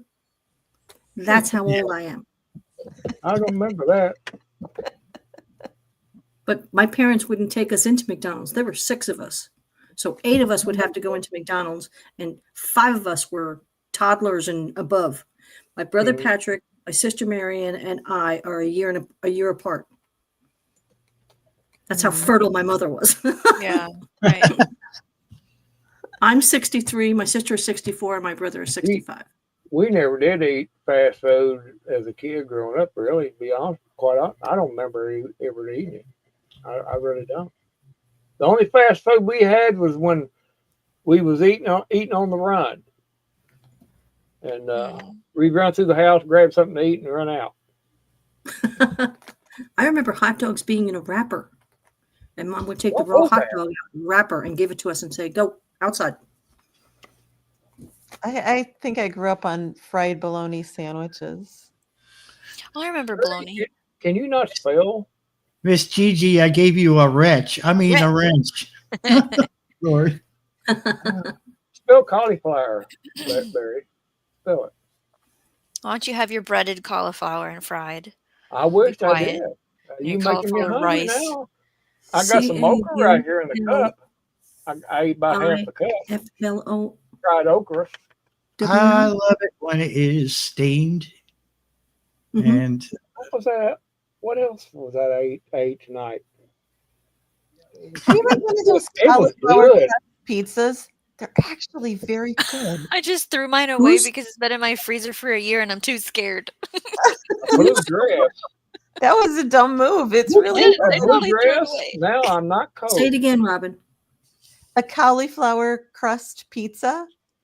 They make My the mother had one tonight. It's My that stepmother might be had- no, my good. stepmother, my mother-in-law might had be one good. tonight. We're gonna have that at Shawnee's party. She's gonna have. We're gonna have that as one of the things we're gonna be eating is cauliflower pizza. We're gonna have cheese curds, Eat right in front of onion you. too. rings. I'm gonna eat it right in front of you. So you can sit there and watch me eat that cauliflower and throw up on it. And Nasty. fermented sauerkraut. Yeah, oh, sauerkraut's good if not too much of it because it's not good for your stomach. It Makes you flatulent. very much, and I don't need that. Don't need that. It's fun at the time, but nobody else thinks so. God, why did you Glad give you're him? over there. Stay Why there. did you give him? Why did you give him the sauerkraut? Told you to never do that. Sauerkraut And and what do? beans. You give him a cauliflower with a sauerkraut sandwich. Golly, Mm. you don't have to sleep with him. I do. Somebody made a Well, ground you don't chicken have pizza to crust either. the I other can sleep day. by myself. I thought Say that it was again, interesting. sorry. Somebody way made a another ground chicken pizza She don't crust hear me. She's in another room. the other day. Really? They said that they didn't cook it right because it got mushy instead of crispy, and it Can was I very ask chickeny. a semi-personal Isn't Taco question? Bell doing something like that with the shell? Oh, I don't They make know. Are it- they? I don't keep I up think with so. anything Taco Bell because I don't eat there, but maybe. Yeah. We shouldn't eat there Hey. either. Hey, gear grinder. How about boiled eggs and sauerkraut? Oh Lord, Oh, delicioso. I could feel my insides like bloating. It wouldn't last long. I can feel them just churning. Yes, It yeah. wouldn't last long. Was there anything when you were a kid that, like, there was a day when you had a specific meal every week as a kid? Friday. Mm. Friday. Friday was the only not day my really. mother would not Oh, what was it? What was Friday? She sent us down to the deli to go get cold sandwiches. In New York, they don't make a sandwich this big. They make a sandwich this big. A So it's bigger strawberry. than your mouth. Yeah. It's bigger than your mouth, and it's on a hard roll, or it could be on a small hoagie. And she would send us down to the store, and we would order 6 or 7 sandwiches. She'd cut them in half and give them to us. You had turkey and lettuce. You had ham and cheese. There was fried bologna, but it wasn't just a little bologna. It was the big slice of bologna. It was like an inch thick. Yeah, So those are the best. Those are the best. that's what we used to do. In We my had- house, it was Friday. Also, it was beans and wieners We and mom's homemade bread. Mm-mm. grandma. Too many kids.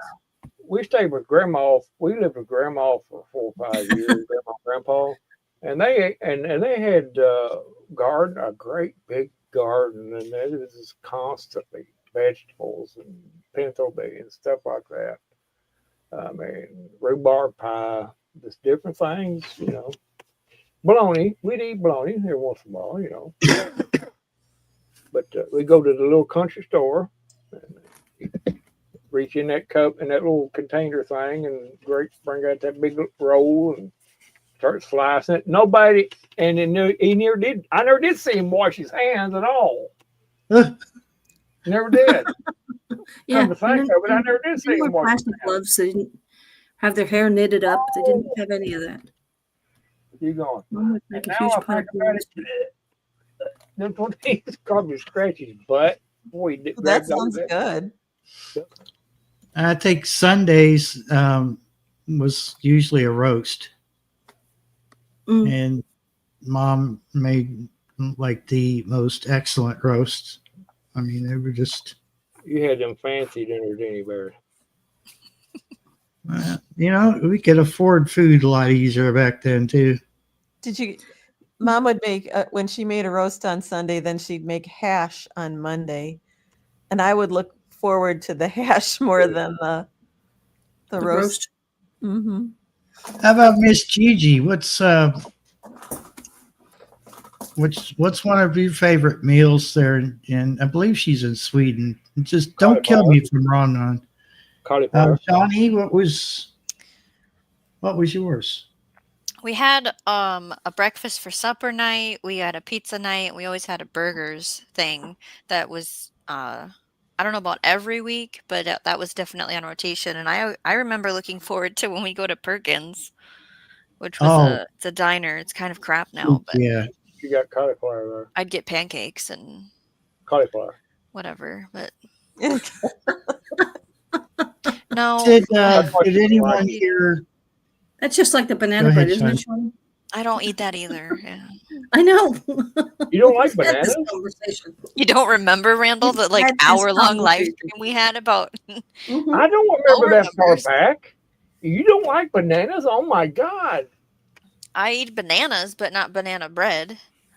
Oh, that's delicious. I What's can have a wrong with banana you? in a smoothie. Do you have a Not fever or eat- something? No, You got a fever? you have a fever.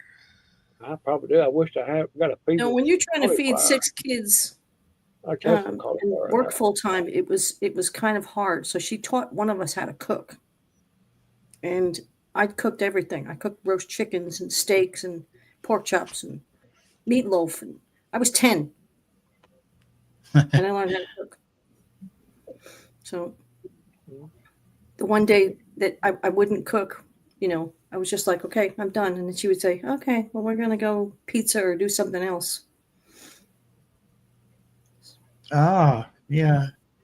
We did eat a lot homemade meatballs and potatoes or meatloaf. Mm-hmm. Absolutely. We had Swedish meatloaf last night. meatballs and Swedish pancakes and lingonberries. That's the best. My mom's mom was from Sweden. Really, I never did eat any cauliflower until after I got married. Up in years. I didn't even know what one looked like. What is that? I'll write that down on my fact sheet, Randall, for you. Well, that's how I bring it up there to be educational. Perfect. Barry, you started to ask us a question. I Go ahead. Brad. probably did, but I'm sure it's gone now. I'm sorry if I discombobulated you, Barry. I stay that way, so it's okay. I'm used to it. Oh, Sloppy Joe's. Known as Oh, my epitaph. mom made the best Sloppy Joe's. Cauliflower. Yeah, Homemade Sloppy Joe, too, rolls. yeah. Oh, that was good. Sloppy Joes were on the menu. That's one of the things that I won't eat now because I ate it enough as a child. I don't eat it now. But it might be different now. Like I don't eat spaghetti now because I ate it as a Oh kid. my I'm not God. eating- Shawnee, do you make your own tacos? I have in the past made tortillas for tacos, if that's what you mean. Tortillas, okay. Mexican. I like I'll on give my tacos, I like a corn tortilla and I like a good slaw on it. And I like roast Okay. beef, not ground beef. And I don't like a lot of taco flavor, mostly just cheese. That's a taco to me, not a ground beef. I don't want a ground beef taco. I find it really hard to find the corn tortillas. It's always flour and it tastes bitter. You can't find corn tortillas there at the dollar thing? No, we would No, have to go. You're not at the dollar We'd store. have to go. We'd have to confiscate them from somewhere You have else. to go to Walmart, I guess. Probably. They're No, trickier to work they're always with gone. versus flour, Those but are yeah. always gone. They're always gone. Along with the banana bread section, it's always. I can't believe you don't like banana bread.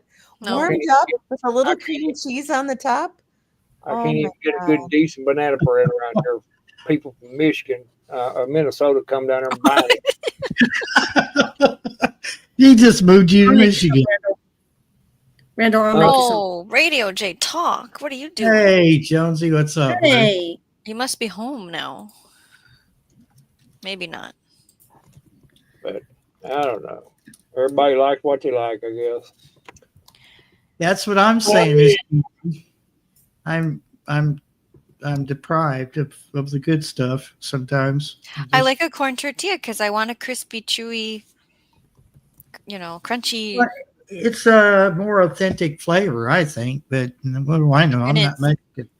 It's less likely to upset my digestive system versus the flour ones, Cauliflower won't. And do I that. like to crisp them up flat. I'm sure there is a cauliflower tortilla Cauliflower's taco good for your thingy. stomach and your digestive system. If you're going that route. Okay, yeah. That was always my save a lot of money meal, was to make a quesadilla with, the tortillas, either quesadillas. corn or flour, because it doesn't take a lot of filling between the two tortillas and you give a meal. Yeah. My kids love to just put cheese on them and Ugh. roll it up on the go. You can walk Wow. around and eat it. Welcome, Look, See, it's that, Tasmania. it's that G'day, guy that lives USA. among the well, Now we're out. No, we're even now. There we go. Sorry about that. How are we all going? Lightly tobacco. It's 45 and That's- partly cloudy. that's better. When you first spoke, you about knocked me out of my chair. It was so loud. Sorry, mate. Got it. It's okay. All those buttons. Yeah. 3 pounds. what time is it in Tasmania? 2 o'clock? 3 3 o'clock. 3:35. It's 10:35 here. Yeah. I think. Is that clock right? Mon- I don't even. Monday afternoon. that's there right. we go. Yeah, you're correct. This time change is screwed. Because we had the change. I Yeah. know. Oh. Oh yeah, I thought I got up They- at 9 this morning. Turns out I Yeah, we got up got- at 8. You know how you've got a habit of looking at all the clocks around the Yeah. house. I do.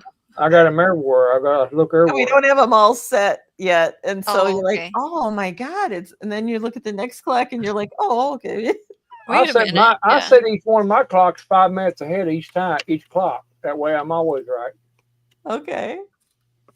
You know. This is the only one that doesn't set itself. Oh, look at him. Yeah, ours too. Look at him. The one where you got to turn it. When I wake up, it's the first clock I look at.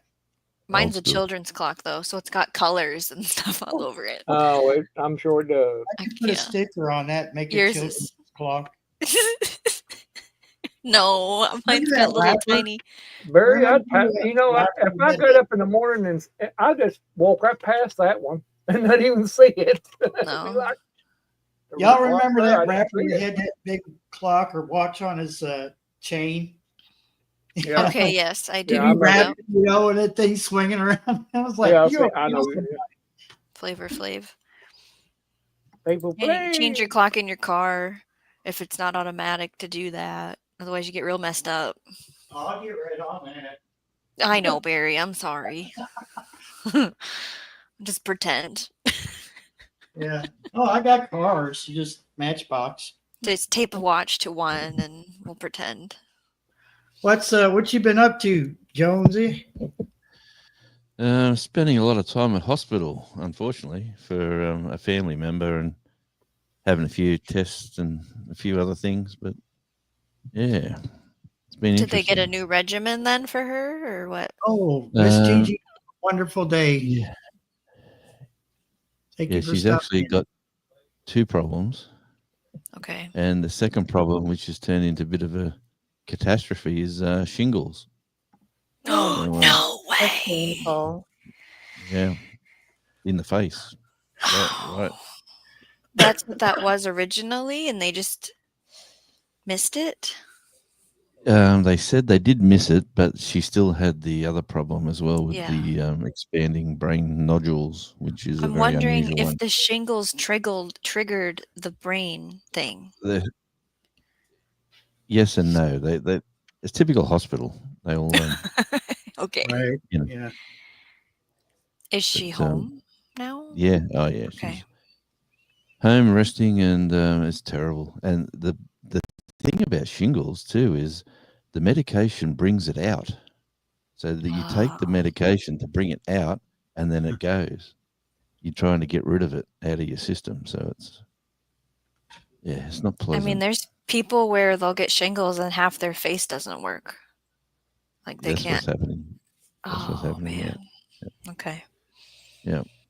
And if you go on typical, like, pick an average 30-year-old, they will go straight to Google. They'll look at it and this is what I can get. I'll be blind. I'll be this. I'll be that. yeah. Oh my Lord!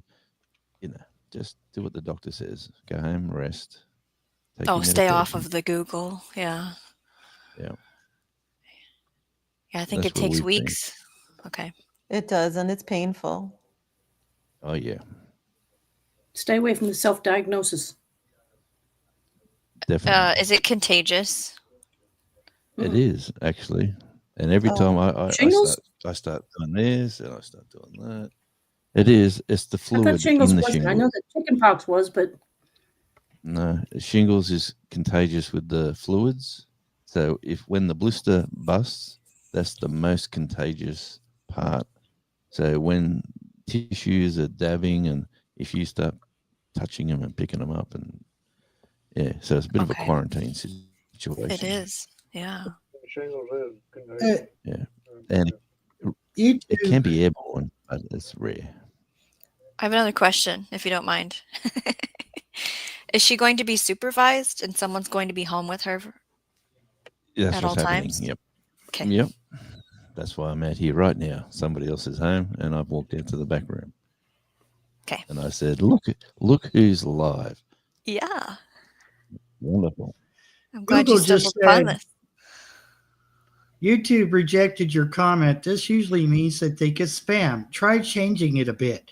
The only thing I wrote was LOL gear. Oh no! Make it make What? sense. Quit spamming the chat, Barry. Should I write LOL gear? See Yeah, what it try does. it. Okay. I just did, and it took mine. Looks like it's there. What in the world? Very Sorry about that, Jonesy. I hate to throw that out there while it was I fresh. didn't hear nothing. All I just heard was my whole computer went tick, tick, tick, tick, tick, tick, tick, tick. That's all I heard. Oh, that's Windows. Windows is about to pull a fast one on you. I suggest you switch to Linux. You'll be happy. Thanks, mate. I like the information they give you now. Windows 10 is not supported anymore. Yeah, please upgrade and blah blah blah blah blah. Actually, Your computer. It's your hardware. Yeah, they're Yeah, looking for a computer. certain chip. Yep. And yeah, mine doesn't have it either. And I said, well, I don't know why I switched. I should have stayed with Linux because I was happy, and I'm happy now because I switched back to Linux. Oh, what do we have? Seeds? Is that carrots? I love carrots. Oh, look at that. What kind are they? Wow. Chardonnay. Oh, the red cord They're ones. Look at good. that. They're even fancy. Wow, It's a value pack. he's stepping So- up. How many? What is it? Right. How many ounces is it, or whatever? How do they Oh. measure? What's Look, he's. Yeah. Do you How have do to they measure plant it? them You know, for upside down? freezing. Or does it work in Tasmania? the purple Yeah. guide? Yeah, we're the purple, so we're down the bottom. Yep. Is it saying months? I can't. It's all blurry. Yeah. It says, winter you don't plant them. It says you can plant them in spring, summer, and autumn. Oh, okay. But Where are you Yeah. gonna put those? just somewhere where the wallabies won't find them. Yeah. Like, are you Yeah. doing container or are you doing in ground? I've actually, I'm getting a bit concerned at those beans because Yeah. they got worse since then. And since that What video, season are you in? Spring. Springtime, but currently our springtime is pretty mild. It's about Oh, 13 yeah. Celsius. So there's multiple things with those beans because you started them in a greenhouse and then tried to put them out in the ground, right? Which That's was it. that's a little Yeah, not crazy. suggested. But not- And then it might be too cold at night. Because I was worried about the soil having something bad in it. So if you want to direct sow a bean in there, and if it does the same thing, then it's like, wait a minute. But I think you just set it up for failure. The Thanks. poor bean. Well, the last crop got eaten anyway, so Okay. I feel like I'm putting little soldiers out to be, like out to a Here's war the they front can't line. win. Yeah. Oh no. What about some red pepper? Can you put red pepper around it so it won't Are they sensitive they'll to stay away that? from it? I've last Raccoons are. my la- yeah, Yeah, cayenne. they are, but Mhm. they're wallabies. They jump. They'll go from one area to another area by, I don't like this here, and off they jump, and then they land over there. Oh boy. So you almost have to cage it. Yeah, it's Only gotta if be you shoot 'em. $40. Only if That's a good. Pew Pew goes after them, but I get arrested, I think, in town here. I live in a city, so they've lived here. they should be illegal. generations. It's true. Wallabies should be Well, illegal in the city. they should be. They hop down the street. We got to, like, we sit at the window watching the water, and then you look at the street, and there's a wallaby just hopping down the road, just doing his thing. But I suppose it's the same as people have deer, I suppose. Deer, or you see a moose running down the street, it looks a bit unusual. We do For have us, it deer in the does. road here. Yep. Sure. And we have wallabies. Welcome to Tasmania. I hope you really get some nice fence situation. Mm. That's the plan. The plan. Well, an old gentleman at the nursery told me, plant high, plant in containers off the ground, because they won't literally try to jump onto a garden bed that's raised up. So Okay. he's suggesting all sorts of things connected to your fence line, and yeah, he was right into it, because it's the same thing happened to him. Yeah. Raised beds would be hard on your trellised. Is that the word? This angle. You'd have to like hand build tiered Terrace? sections versus Terrace? just putting in a raised bed. Yeah, but he was talking about like a table, Mhm. like with nothing underneath it, so they could scrounge around it underneath it, and they wouldn't be worried about what's above it. That's what he was talking about. That's a bit of height Would you then. be able to smell it? Well, I'm not that keen as a builder, and I haven't got. I'm trying to get rid of them. I've managed to keep most of them out. I've only had one or two rogue ones come in. Yeah, it's So- a big change from last Yeah, I used season. to have whole families having a party in every there, you know, night. Yeah. yeah. It was like, let's go to Jonesy's. Yeah. Let's Yeah, go let's to Jonesy's house. Knock at the back door and see if he'll come out and give us a carrot. Carrot. They did. They come to the back door and look at you. Oh my gosh. Anyway, someone sent me a message, I think. Yeah, it's aggravating. I'd imagine. A lot of people say get an outdoor dog. That fixes the problem. Yeah, it should. I have raised beds, Jonesy, and I still have to put chicken wire fence, 2-foot chicken wire fence around it, because the latest batch of rabbits for the past 2 years can jump up onto my stone bed, Welcome to my world. Yep, and so we got I big can rabbits. I can keep the bunnies out. I can't keep the squirrels out. So if I want, Yeah. we were talking about this earlier because Mo said she had so much zucchini. If I want zucchini, I have to cage it in Mhm. all the way around because the squirrels just love zucchini. It's like Go get a car battery and get car 2 battery? alligator clips and stick it on the chicken wire, and they won't bother you no more. I'll tell you, I did 21 tomatoes this year, and I usually net bag all of the tomatoes so that the squirrels can't get them. But there was no way I was going to be able to do it with 21 plants. So I put a lot more bowls of water around and kept them filled with fresh water every morning. And I had a lot less squirrel activity because they say they actually go for the tomatoes because they're thirsty more than they like them. Again, the cayenne pepper. My mother-in-law likes to feed the birds, the wild birds, and she Okay. said the squirrels would come and take the seed. They'd get up on that little house or wherever house she was getting the seeds from, and she said, I just can't get the squirrels to come off. And I said, try red pepper. Mhm, You know, I don't care if it's cayenne or red pepper flakes. They mhm. stopped coming. Hmm. So they don't like the smell of it. That and peppermint. Whatever mint Yep. they. Most of the time it's peppermint, but Yeah, I've Yes. hung some of those sachets of the Repelzol, which is a combination of garlic and mint and a few other smelly things. And it works for a while, but you got to be big on replenishing. Jonesy, is this your That looks place? pretty. Yeah, that's the back. That's the courtyard. See the daisies. So Mhm. all them daisies are mainly African daisies.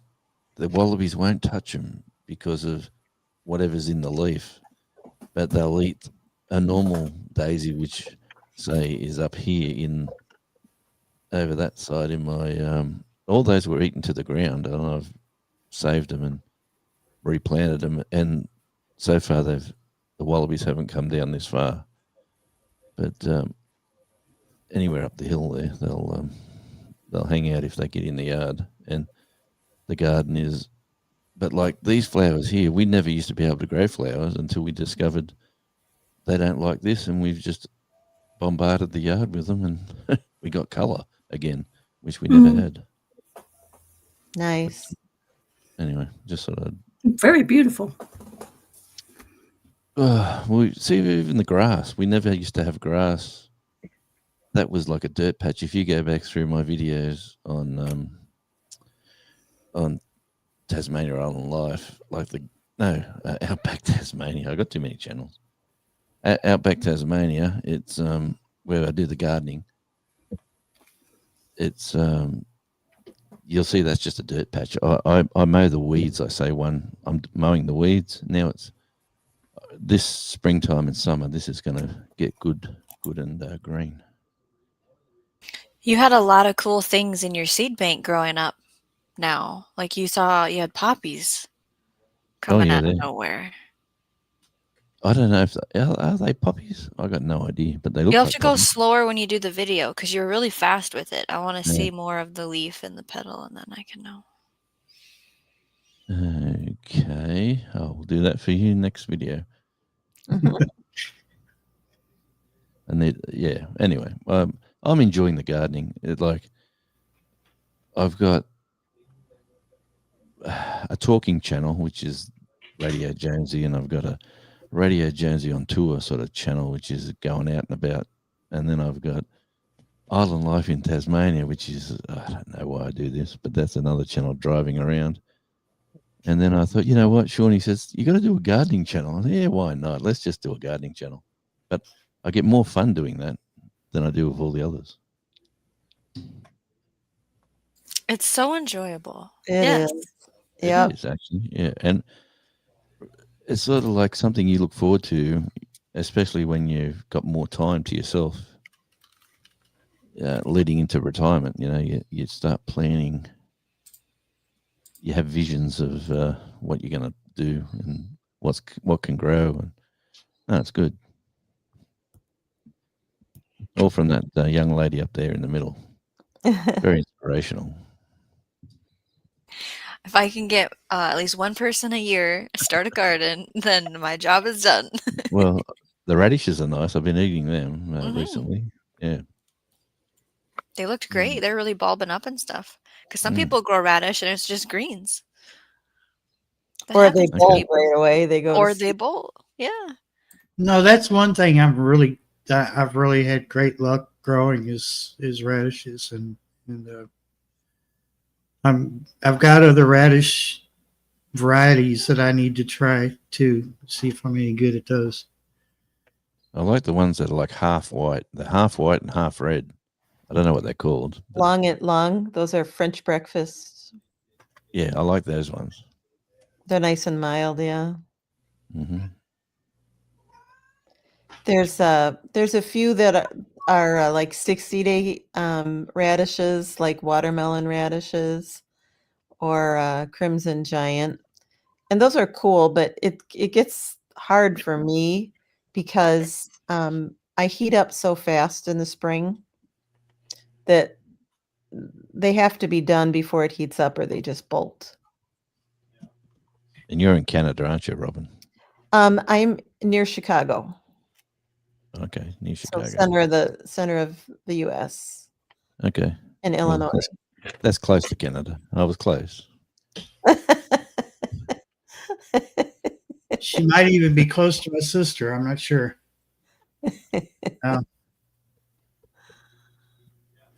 Oh, yeah. I can't think of the town that she lives in because it's kind of a weird name. In Illinois? Yeah, she lives in Illinois, but yeah, I'll think of it when I'm not, trying to think about it. Okay. We've had a nice, beautiful day, and then a cold, windy, wet day, and then a beautiful day again, and then a cold, windy, wet day. So it's a welcome to spring in Tasmania.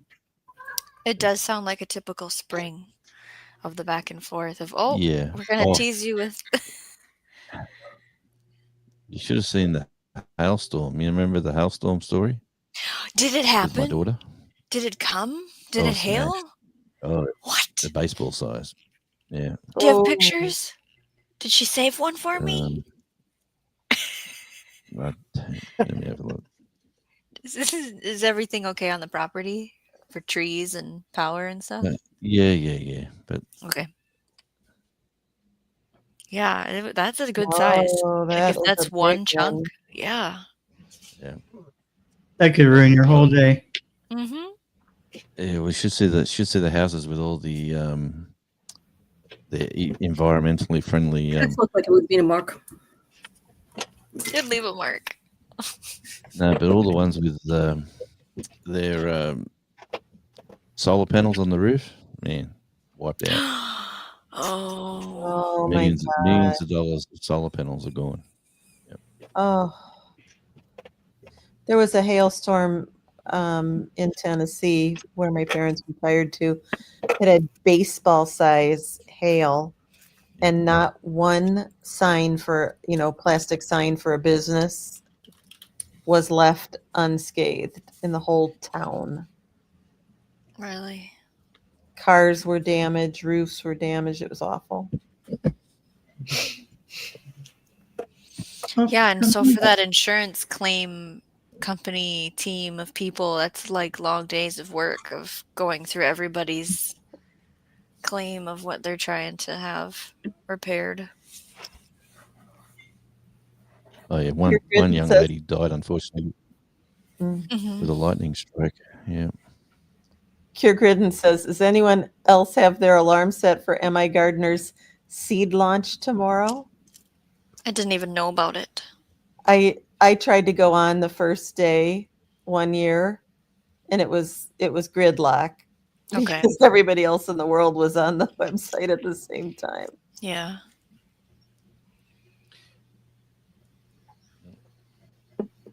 I That's a I good I sign. have this vision in my head of Ooh, those are big. all of seeds and somebody launches them with a trebuchet seed launch.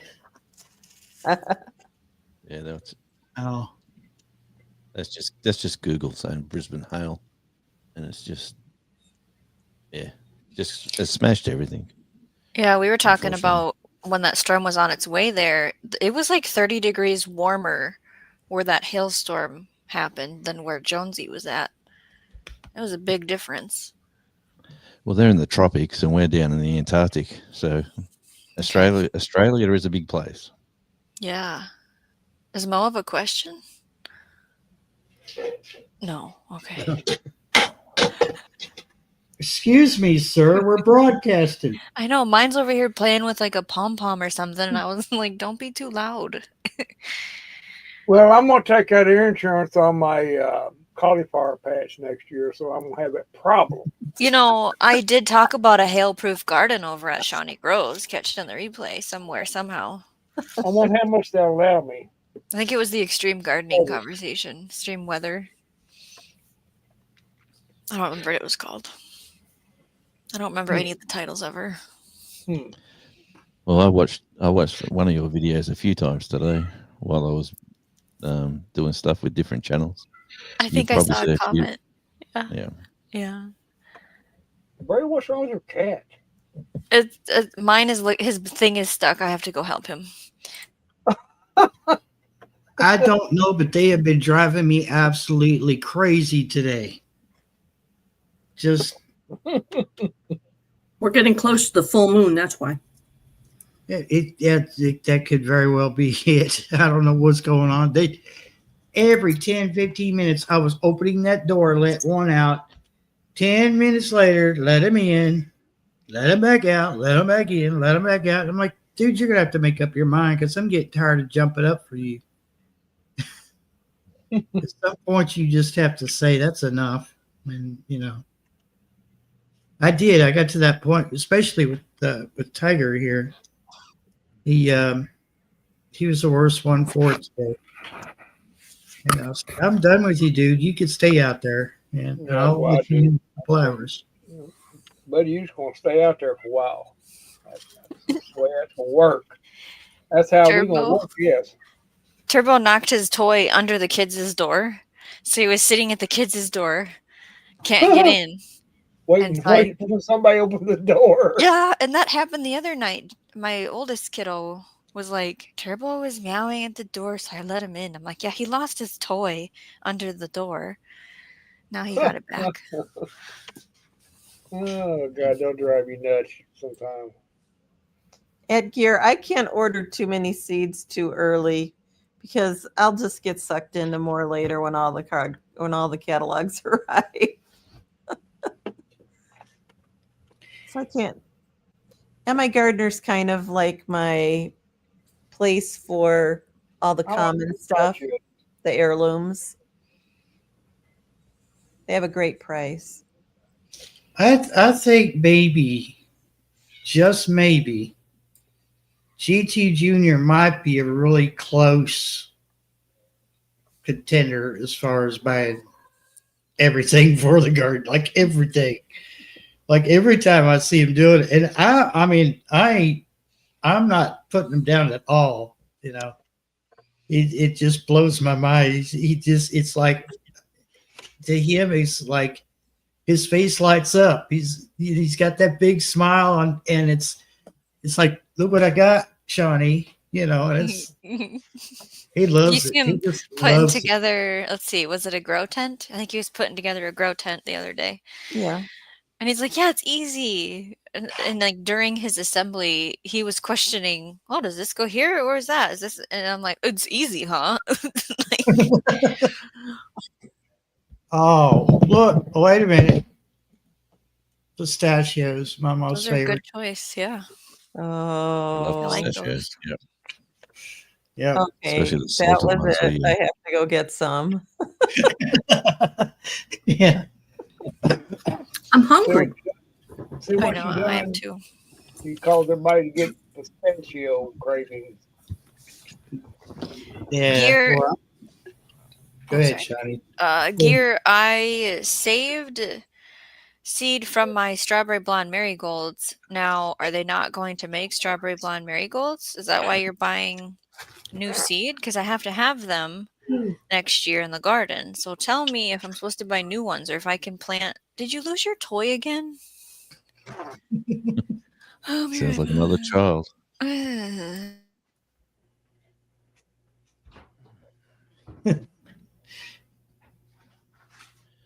Charlie's my dog's got a whole box of toys that he knows where everyone is at any certain time. If you say go get the pig, he'll just run to where the pig is and bring it back. Go get the turkey. Go get the chicken. He looks Yeah. at you. But it's amazing. A 3-year-old dog, and he just loves his toys. He's like a big kid. Mine, I don't know. My cats, they have toys around here, but they just lose interest and they lay around the house. And I'll pick them up, put them somewhere. That's a cat, Barry. That's a cat. Yeah, it's just. Our I cat hear them crying, but I can't figure out who's left. Oh Our cat Lord! lives downstairs until he's called to come, like wherever he wants to come to. He's been every house needs a cat, I reckon. Like even if you're not a cat person, My- they find things in your house that you didn't know were there. It's the one I just let in. I don't know what he's back there in the master bedroom. Just I don't. You know what? Be quiet. We're broadcasting. They don't care. All mine's out. Just one.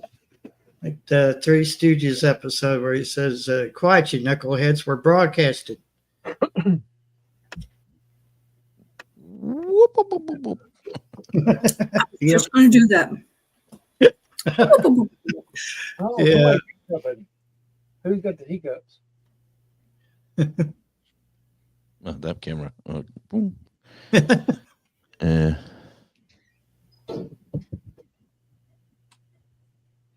What is oh. Okay, never mind. I was gonna turn my other camera on, but it evidently I unplugged it. It won't work, Barry. No, it won't work that way. No. I gotta figure out something for my camera because I don't like it down here like this. It's under the monitor and it's the weird angle. You got some books you can pile up and put it on some books. There's just no room on my desk. I mean, Oh, the table. it's on a GoPro type mount, but the sticky tape is so sticky that I couldn't even get the mount off of my laptop because I had it on the back of the screen. Okay, I have to do this. There, How she's got long the issues, Robin.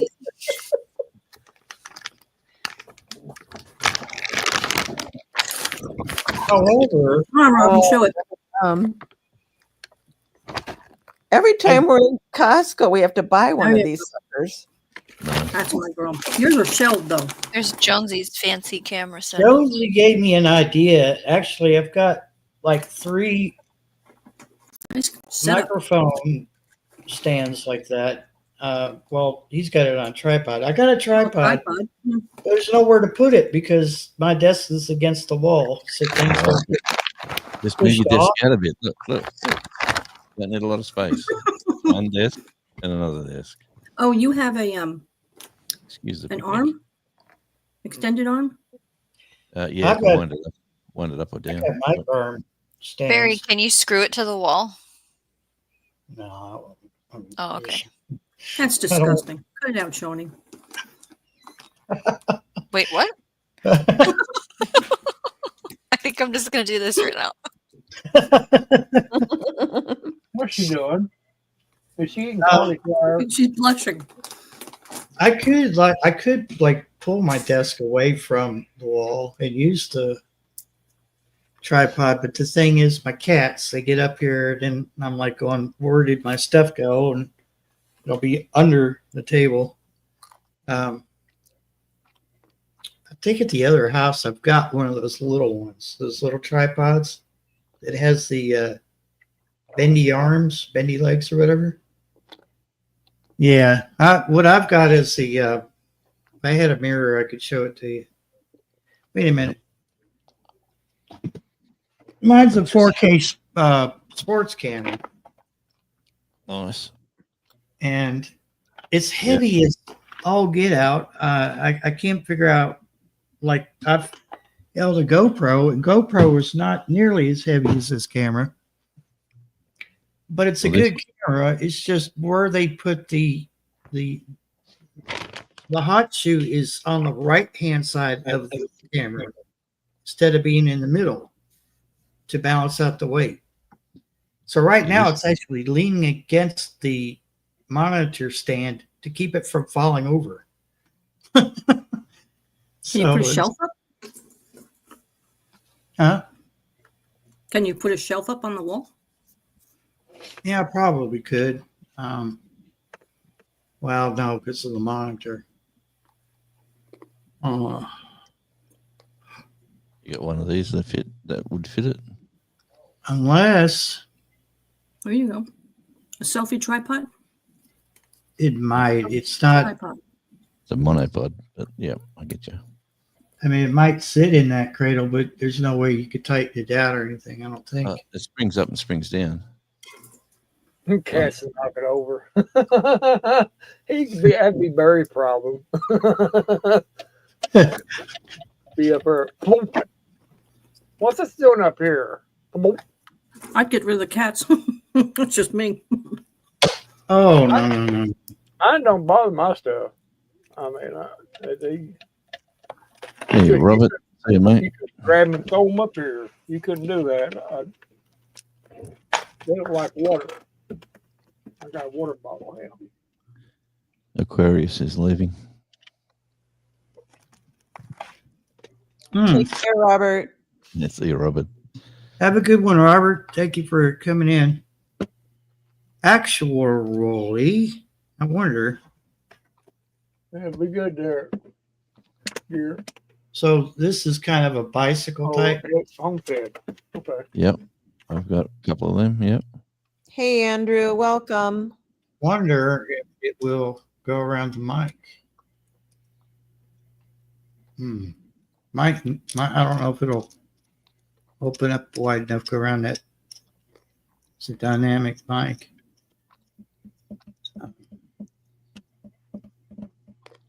I think it would if I unplugged the XLR off the back and then maybe. What are you doing, Sean? Are you eating cauliflower and you don't want nobody to see? That's what it is. I think she's got a big bowl full of cauliflower sitting there chomping on it. Oh, they can't see me. I got the camera turned off. Oh, kitty, watch it. You're stepping on keys. Oh, look at that sweet face. I like just raw cauliflower and a good dip, like a dill dip or an onion dip or something, and I can just sit there and I can. What did you call me? A dill dip? Is that what you call me? Yeah, that's what. Yeah, that's it. Actually, I think that might work, Josie. Yeah, nice. Right at the back of the mic, it's got this shock. when absorbing. shopping in your own house, huh? I got to looking in the box. It's got all these parts, you know. That's what you. You'd love to find another computer in that box. You start digging around in there. I still have two at the other house. Where'd that come from? When do you have to get all your stuff out of the other place? Never. He doesn't care. He if he cared, he would have been crying about it like he usually does, but he don't care this time. I have two faucets that are messed up. He said, "Why don't you go up to the other house and get them from up there?" Okay. You guys, I'm going to sign off because I've had a long day already. All righty, praise God. So we will see you on the next live somewhere. Yep. Okay, Mo. Have a good evening. Yeah. Good night, everyone. Ooh, I Nice. could go woo, woo, woo, woo, woo, if we're talking Three Stooges and Mo. Well, that'd be what I would do, Barry. Save you a little money as you do what you want to do, but because he ain't gonna pay for it, you know. I don't know. Yeah, might as well because I've got actually have three faucets that need replaced, but the two that I'm most concerned about is my kitchen, Yeah. and my master bathroom. So those are the two I use the most. But Yeah. no, that's on the back of the. I could actually tip it down. You can see the tip of the mic. You done eating, Shawnee? So is he going to knock something off your rent if you do the faucet that he should be doing for you? No. Yeah. Randall knows. Because Randall used to rent off of him too, and you do Oh, you had to go help your young one. Okay. Well, no, I'm just saying, you know exactly what he's going to say or what he's going to do. Shani typed my name all in caps, like she's mad at me or something. Oh, Like she's mad at me or something. I don't know. I don't know. How come she's not saying anything? She's muted. That kind of works. I'll just mute myself then. How about that? I was Please letting them do. talk and have their conversation. I wasn't going to interrupt for Randallisms. I was typing to you in the chat to be polite. Sir. What do you talk to Barry like that way for? That was a very, Barry? Talking to you that way? well, it's okay. I can take it. Wow. Good. Yeah. Oh, Andrew, 12 degrees. Yeah. Andrew, I didn't see you sneak in, bud. Hey, I think, Andrew, you had snow the other day, didn't you? Oh, there's my beep. beep. Hey, I know. Wait a minute. Show you. I could show you this way. Andrew, are you in Alaska? Yeah. Yeah. Way up there.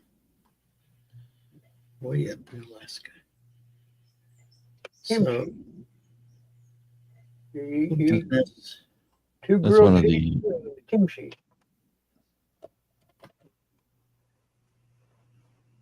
That's one of my bucket list places to go to for some strange reason. Alaska. I don't know anybody that I know well that has gone to Alaska and hasn't just come back in awe. Mm-hmm. I can. Cold. It's A lot of cold.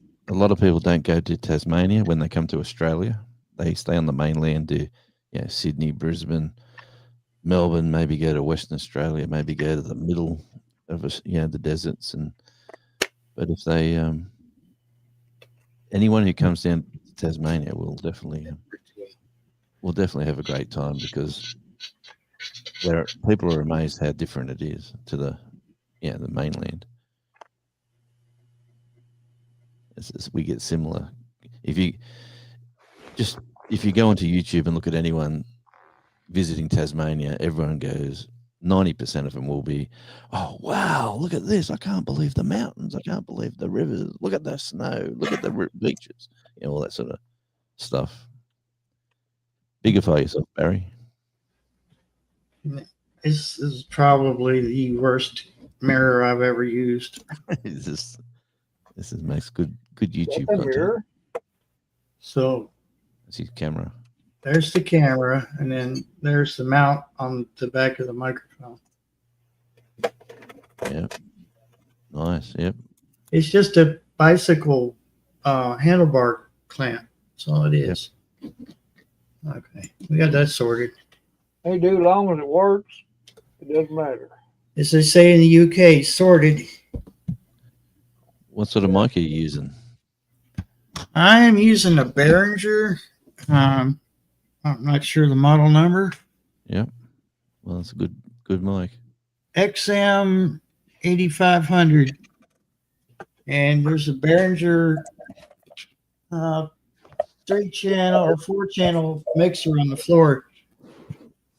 And it's plugged in using a USB interface.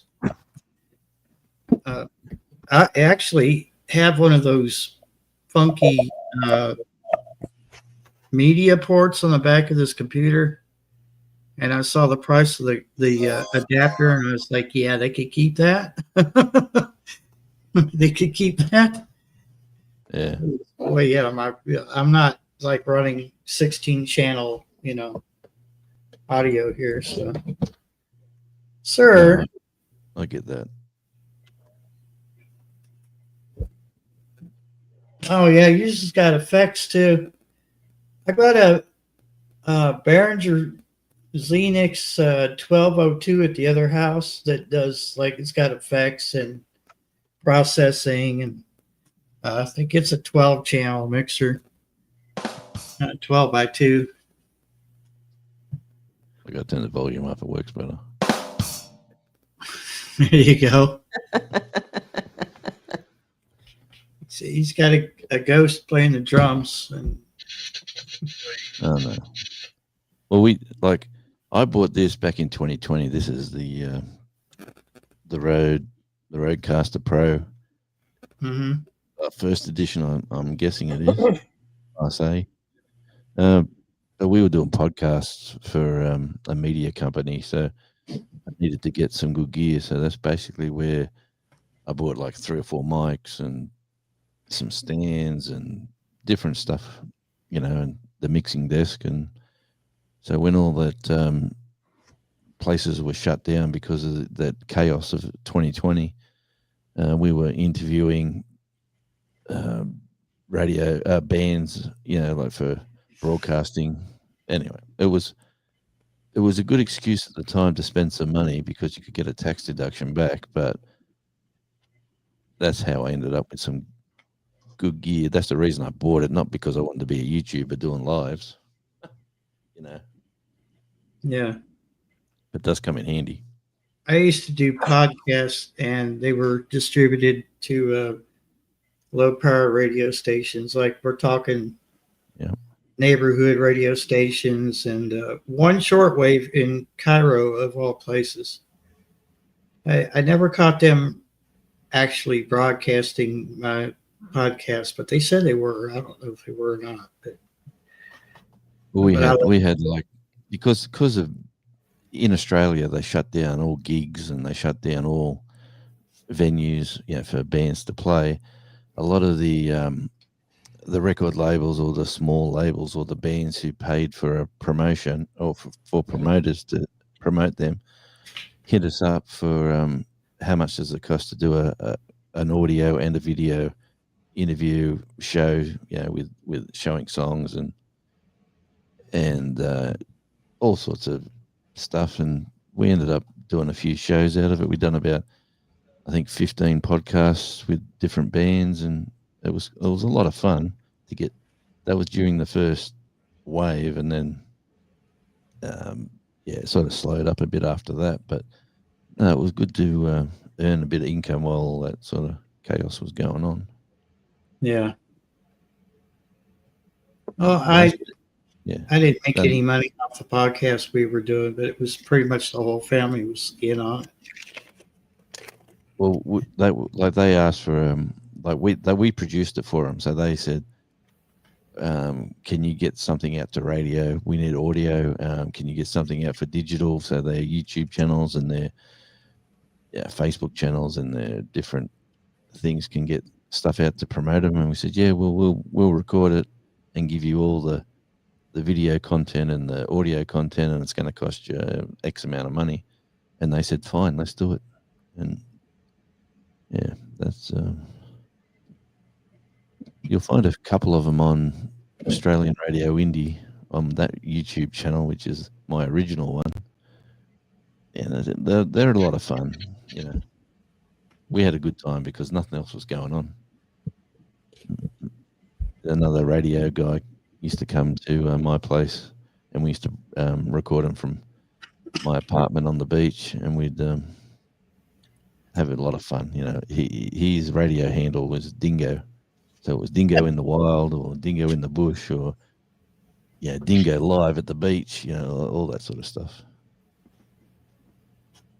But it was good times.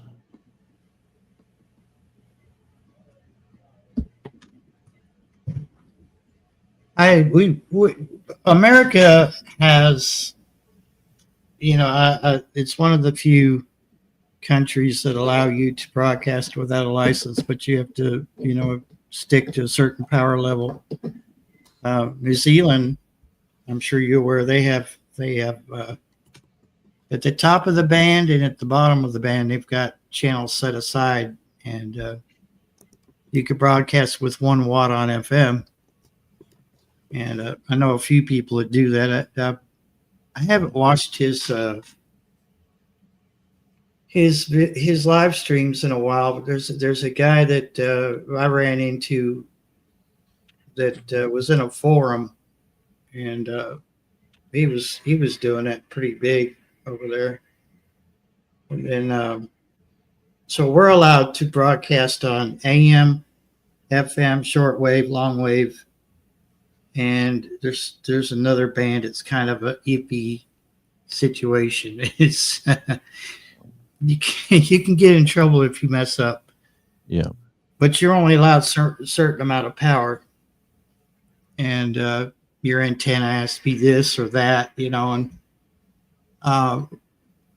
I'm not afraid to admit it that I did push the envelope a few times.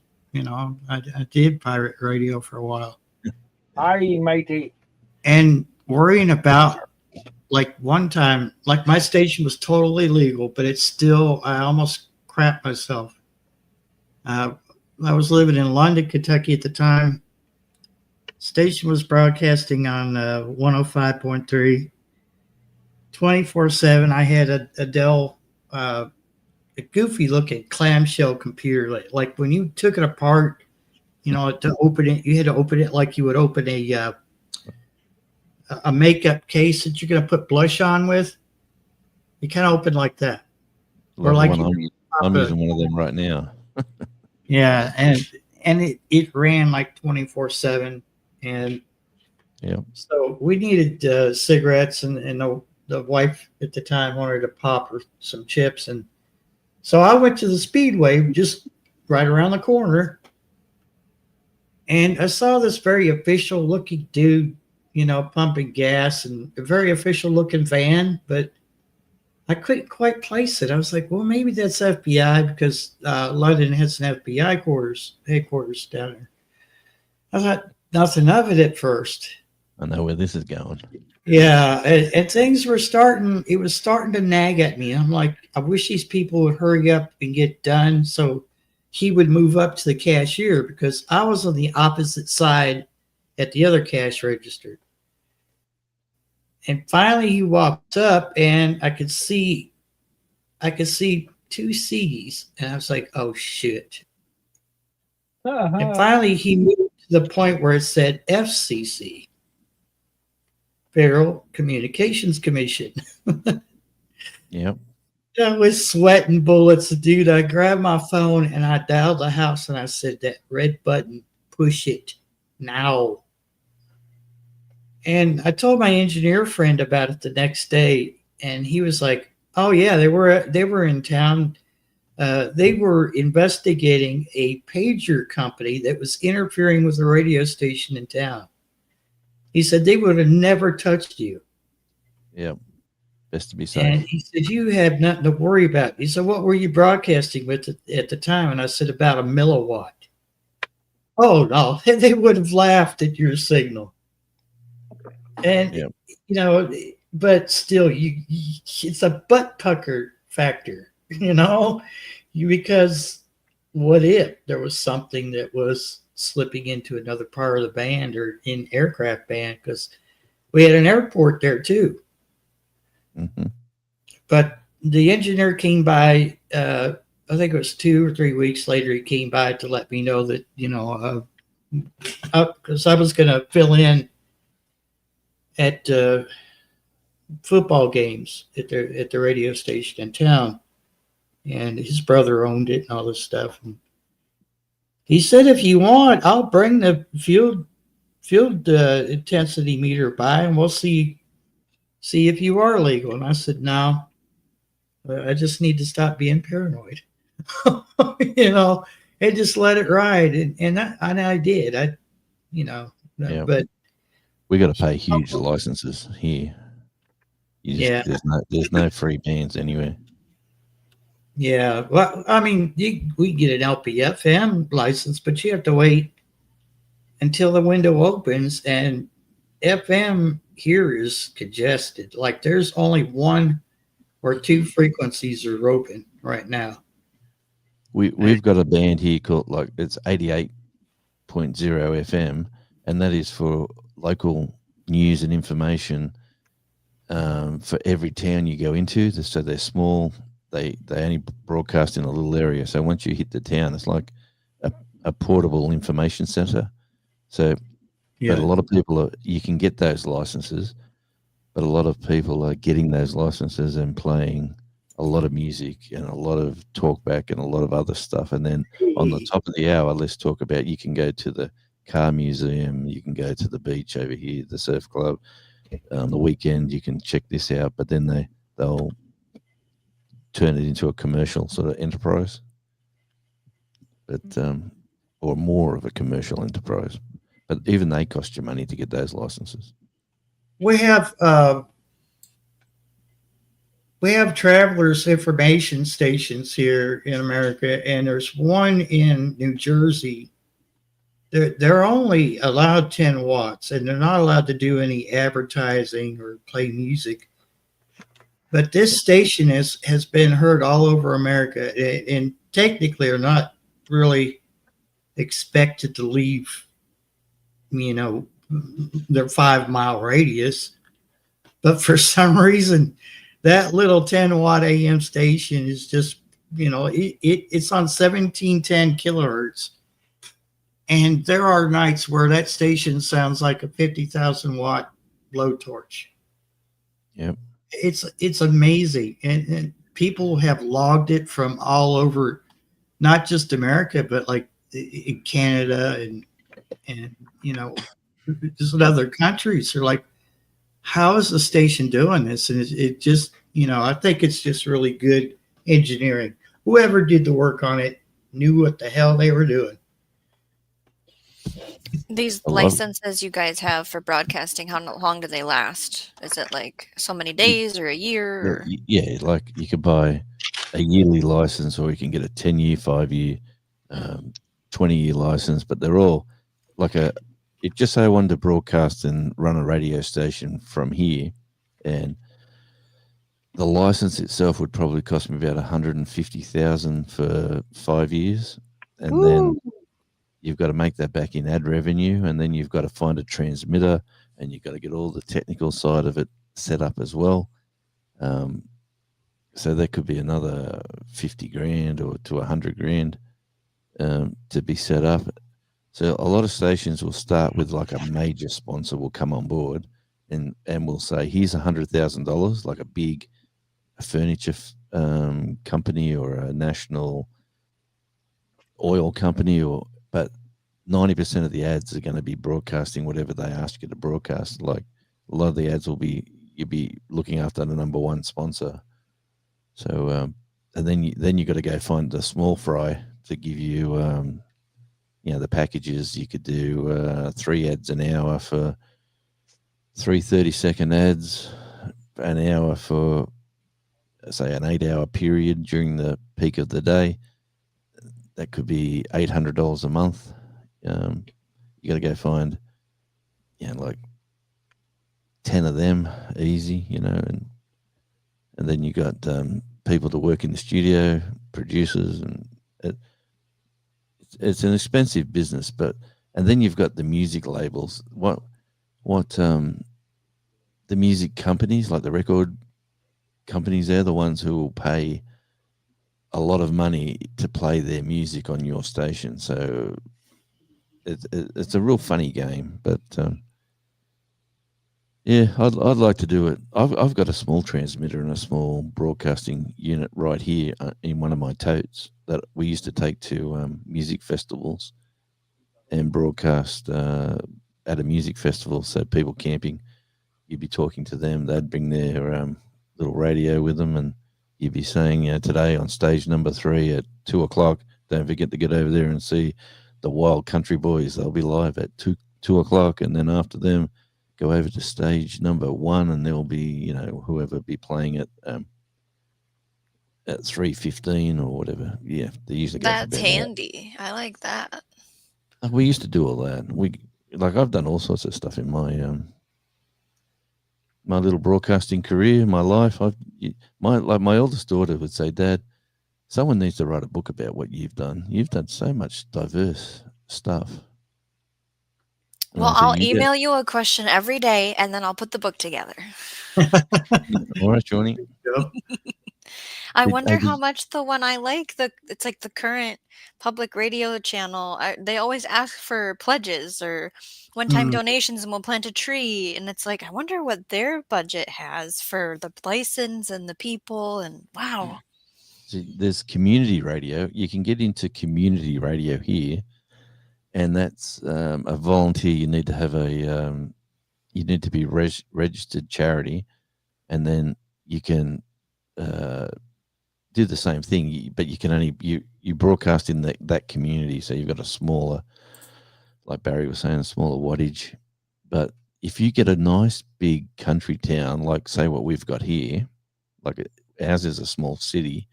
But there is so much business here with big business and small business, and people like the smaller companies and businesses can't afford to advertise in radio. But in saying all this, radio is a dying art. Yeah. And how many people actually listen to FM radio during the day these days compared to when I was a kid? You'd always have it on 24/7. yeah, I know. I only have it on if I'm in the van driving because there's no Bluetooth or anything in there. It's the old That's it. radio. Yeah, that's why That's it's the an only old time. radio. Yeah. And you listen to It's some a- old DJ. It's a 1995. Like there's nothing fancy in there, you know. It was a good year. Yeah. I remember it like it was yesterday. I have Sirius right now, a new car, but they play a lot of stuff on loop. Yeah. Oh, yeah. Yeah. The music today is just the whole industry is just dead. I've been you name it. I've done band management. I've done music in bands. I've been a booking agent for a company that had a heap of clients. Everything from managing bands to do music videos to booking gigs to playing in bands, filling in for someone because someone was sick or someone was, like at the last minute you get a call at like 9 o'clock on a Saturday morning saying such and such ain't coming to the gig and it's like 300 miles away, and you go, oh man, can't you find somebody to fill in? And they put the call out on social media and they say, if we don't get an answer in 15 minutes or 20 minutes, you're it. Yeah. And then off you go and you're trying to remember the songs. That was I was called on a lot from Lincoln Garrett Broadcasting, which is was a whole family. The Smiths, they built a lot of stations around Kentucky, and the older brother would pretty much buy everything and do all the legal stuff because he was already an attorney. So that was very helpful. Mm-hmm. And, I worked for them for like 2 years. And then recently they had called me and said, hey, we kind of need you to fill in, do the sports because we're doing football games and basketball. And I'm like, okay, I would have loved that. Honestly, I would have loved that. Yeah, it was a little money in my pocket, but I ended up doing engineering more than I did actual, because I was recording. They told me to record the highlights. So if somebody did a score, I would grab that, edit it, and bring it to send it over to the on-air computer. And Yeah. I mean, it was okay, but then we had this young kid in there, and he was running that board hot. And the manager, the owner / manager, calls me. He says, Barry, he says, that stream is just hot. He says, it's over modulating, it's popping and crackling.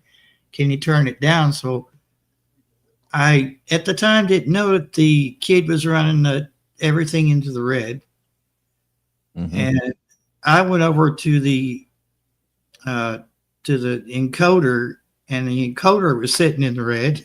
And I said, wait a minute, let's sort this out before I start turning something. I went into the AM studio. I just stood there and I said, hey, how you doing? Acting nonchalant about it. I was just watching the kid run the board, and he only had like 2 inches left of the fader before it was hitting the top of the mixer.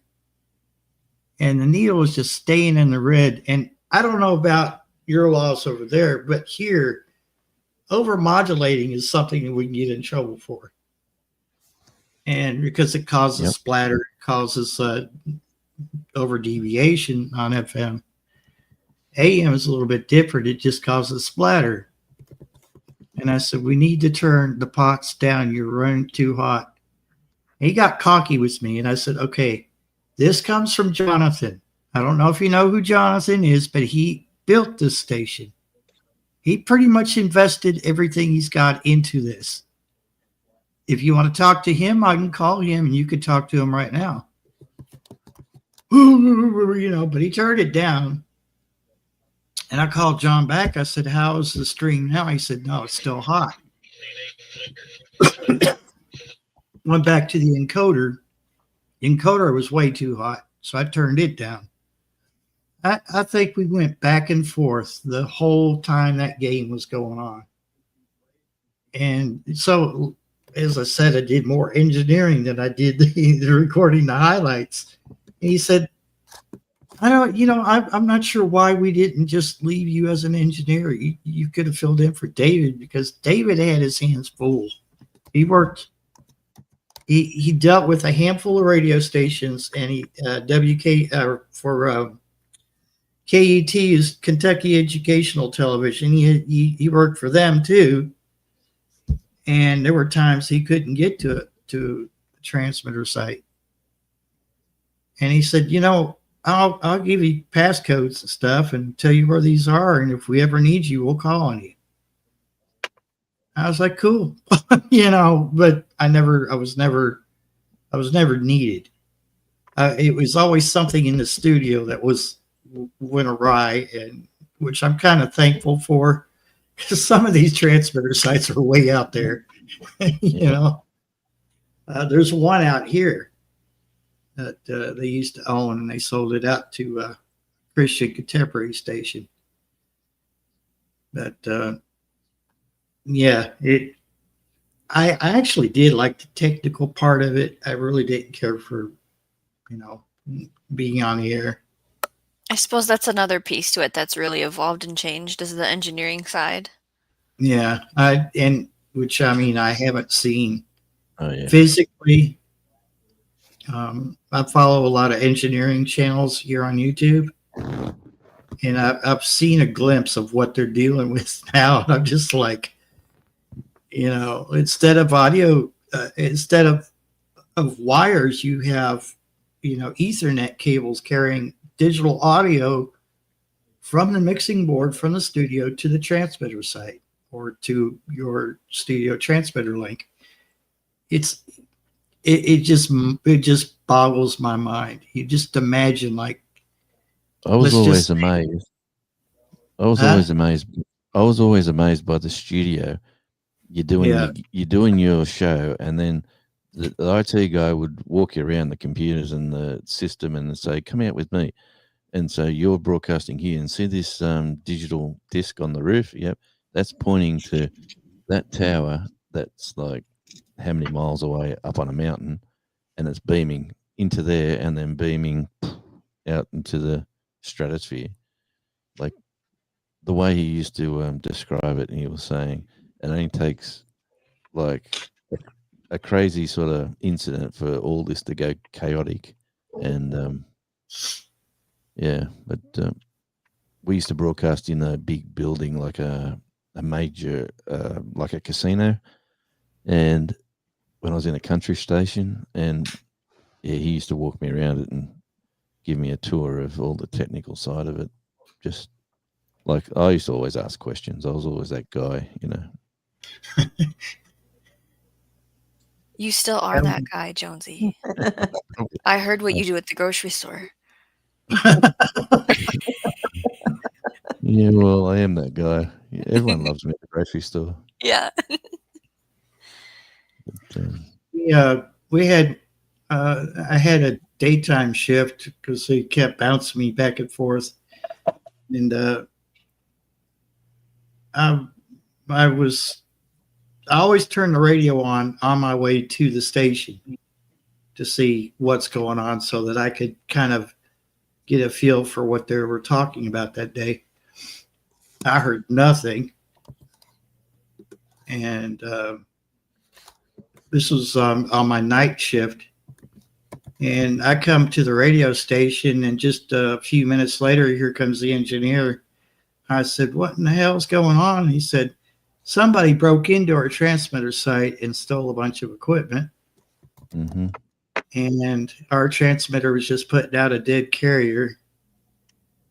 So our studio transmitter link, the receiver was down. It was gone. Processing was gone. And there was just wires hanging out. So what we had to do was we took a VHF remote transmitter where you just plug a microphone into it. The station picks up that broadcast, and then we broadcasted it over the FM. Well, that was meant for doing remote broadcasts. And it didn't sound good. It sounded like a telephone, an old time telephone. And we broadcast the whole night that way until morning, when we were able to figure out how we were going to get the studio transmitter link back online without some of the equipment. And he ended up borrowing a receiver that just so happened to be a Mosley, which is what we were using at the time.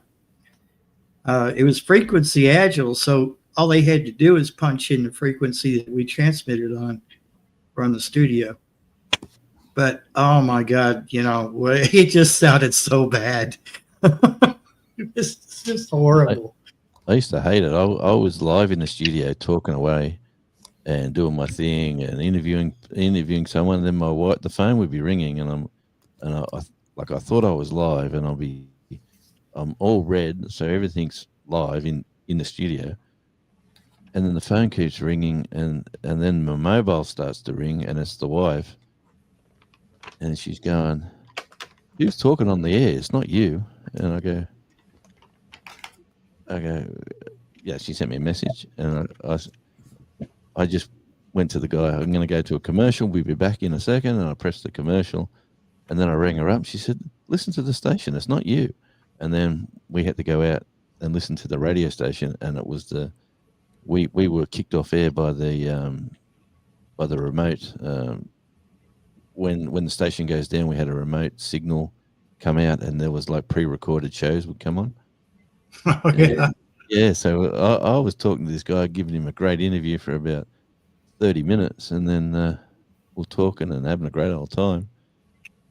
And there was some other show on air at the time, and so we had to redo that. It was very embarrassing for me but that was a technical side of it, where that beam never got to where it was supposed to get to, and the automation. We actually monitored like what was coming off of our transmitter. Over here, we have to, like, it has FCC rule that we have to monitor in the studio what is coming out of the transmitter. And this was Saturday night at night after 9 p.m. I was doing the 9 to 1 a.m. sort of slot. Yeah, and everyone goes home from the office. There was nobody. Like, it's an empty place. I'm there all by myself, having a great old time. I was having a few wines and a couple of beers, and and talking with a couple of music mates, and I was having a great old time. And literally, nothing was going to air. Yeah, but that was an interesting occasion that I recall, but it was embarrassing because we thought we smashed it. We should have recorded it. That's totally embarrassing. Yeah, you didn't record it. Oh boy. No, because the station records. You've got a recorder in the station, but that's recording what's getting broadcast. So it's not recording what we were talking about. Okay. Because you can go back later after your show's gone, you can go back and download your show and take it home and listen to it, and then try to improve things that you think you've done wrong or you could do better. and then you could edit it down and then use a couple of little sound bites for your own social media if you were allowed to by the station manager, and then you'd make your show that way. It was a good time of my life. I quite enjoyed that period of working at a country radio station when I really hated country music because I was a rock. How ironic. Yeah, I did too. I was just like, oh man, can I just play some Zeppelin or something, please? yeah. I used to bring mates music. Like I used to play songs, and the station owner would ring up and say, "That's not a country song," and I say, "Oh yes, it is. It's been voted country song, best country song by the Sydney Blues Society." You know, and he'd say, "Really? Okay." And that was just a lot of hogwash. I just wanted to get my mate's song on getting played on the air, but yeah, it was pretty country. Like it was mild. It wasn't heavy rock, but yeah. And I had other people playing live locally in rock bands, and they'd come in for an interview. You know, I'd invite them up on a Saturday night to, come to the club we were broadcasting from and come in the studio and we'll get you on live. And I'm not sure if I can play any of your music, mate, but we'll talk about your band and stuff. But we'd always slip a song in here and there, even if it was like a minute and a half of a sample sort of thing. And then let's get back. Here's Johnny Cash, you know.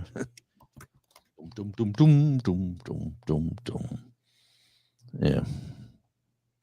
But it was interesting. Like, and the fans that you get, the people that you, the talkback callers, like, it's a bit like these lives. You used to get the same sort of people getting involved every week, rigging you up, saying, "Oh, that was great. Can you play this song?" Or can you, like, you'd record them. You'd record them off, like, at a certain time.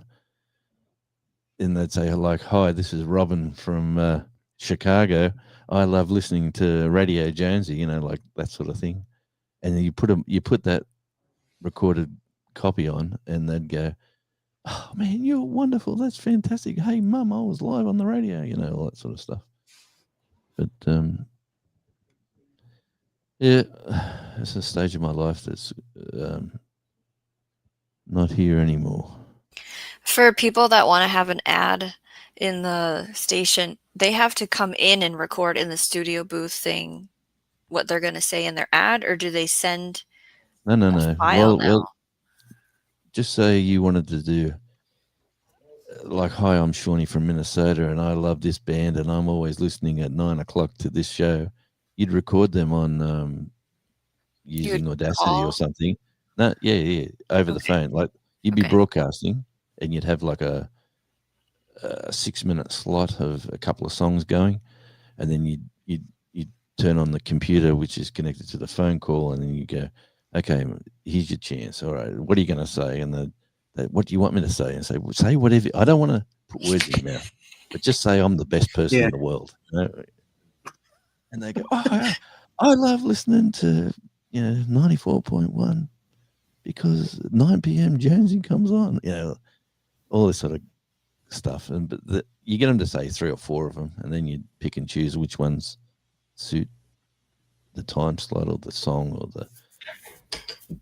It was fun, and then one person gets involved, and then the next person sits at home and goes, "How do I do that?" And then they ring the station and say, "How do I get involved like that? I'd like to get one of them on." "Oh, sure, you can. Just hang around."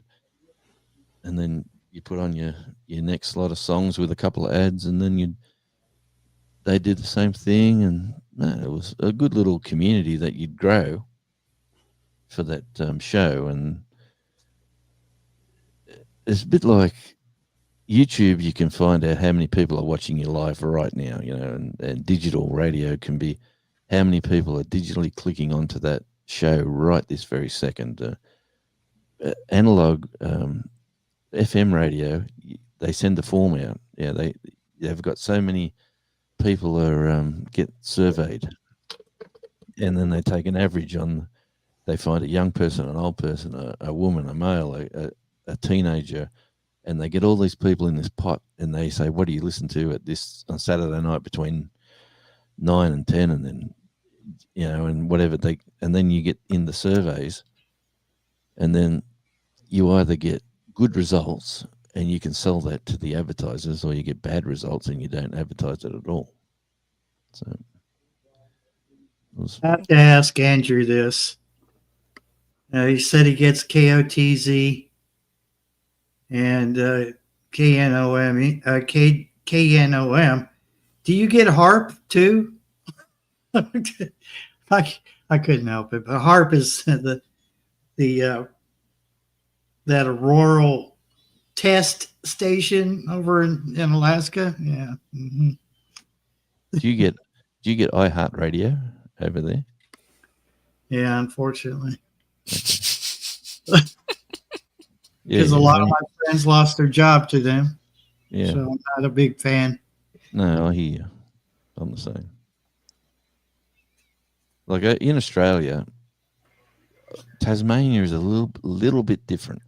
On the east coast of Australia, you've got big cities in Victoria, Melbourne, you've got Sydney, you've got Brisbane, and then you've got little country stations all the way in between these towns. And those little country stations would get offered money to play the big shows out of the big towns, and if you had a big act in Sydney, they'd try to get that show into Brisbane, but there's a little bit, markets are a little bit different, and it was just interesting to see how, like, one company would buy a network, and then they'd control the network between Sydney, Brisbane, and Melbourne, and it just, after that happened, the smaller radio stations just sort of got bought out, and there's only a handful of them have hung on. The most are owned by Austereo, and like there's a network in Australia called Triple M, and it's really owned by Sony Music. And if you watch like The Voice, them TV shows, The Voice, when they find these young talented artists, and well, that's actually owned. The Voice is run by Sony Music. So when the winner of The Voice will get a contract, the person who comes second will get a contract as well. And then if there's anyone else that they find they could make money out of, they'd give them a contract. And the contracts could be for 1 year, for 5 years. And basically they'll give you like $100,000 to go record a record. They're not giving you that money. They're going to get that money back out of you. And it's a bit of a trap for a musician. You will get, your 5 minutes of fame, and you'll be shown in bright lights, and they'll pump a lot of money behind you. But all the money they put into you, they're putting into you as your brand. They want that money back plus. So you got to sell records, you got to do shows, and you're on the clock for them until your contract's up. It's a real nasty game. That is nasty. It is. It's a real nasty game.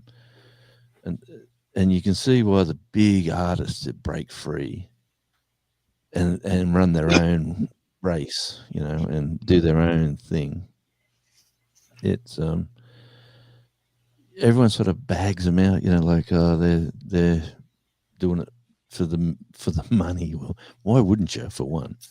And for two, like, good luck to them. They've broken the circuit. They've don't need Sony Music behind them and things like that. Like, look at Ed Sheeran, this little redhead freckled kid, pops up on the scene. He gets a record label behind him, but he actually makes that much money. He's broken free, and he's doing his own thing under his own rules.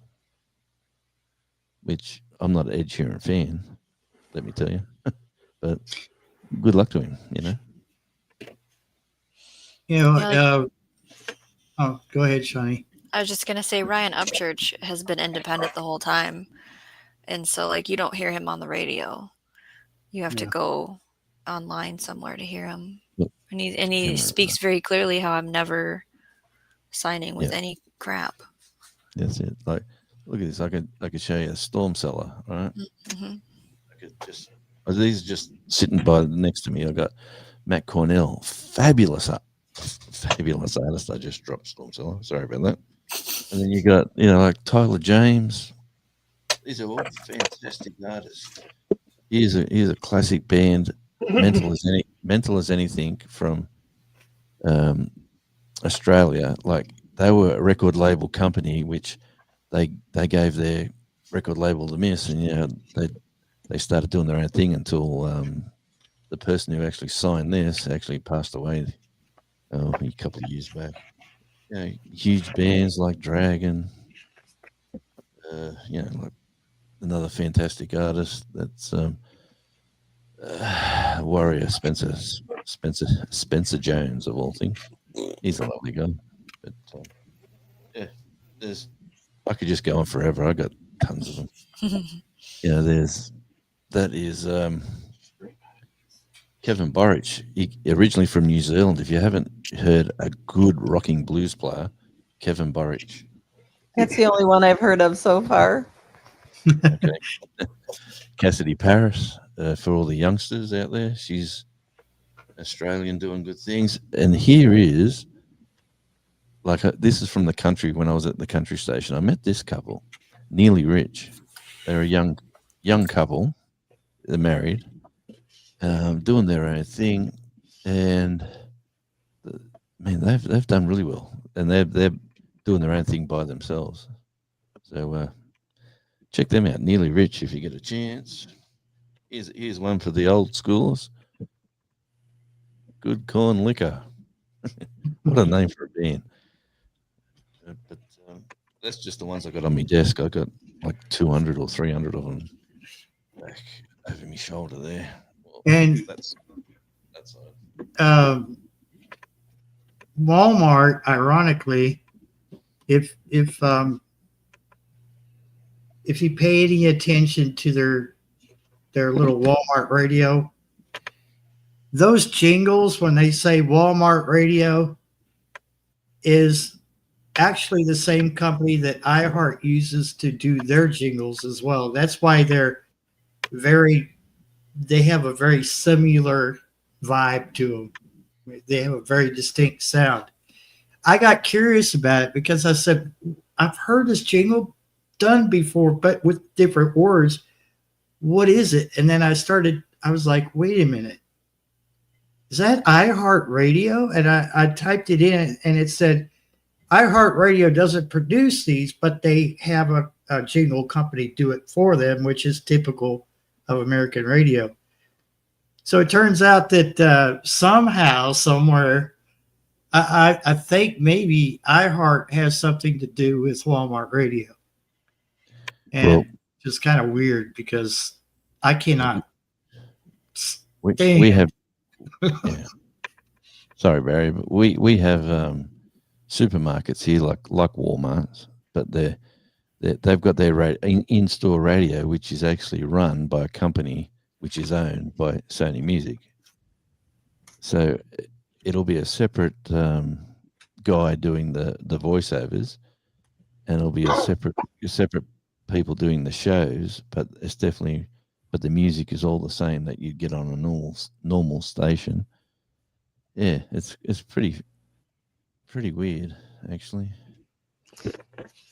So Gear, when you're saying when you could pre-listen to music at Walmart before you bought it, there used to be a place here called Hear Music, like 3 decades ago, and I loved it because you could actually hear things before you bought it. And then Barnes and Noble and all the big box places started it so you could listen to the music before you bought it.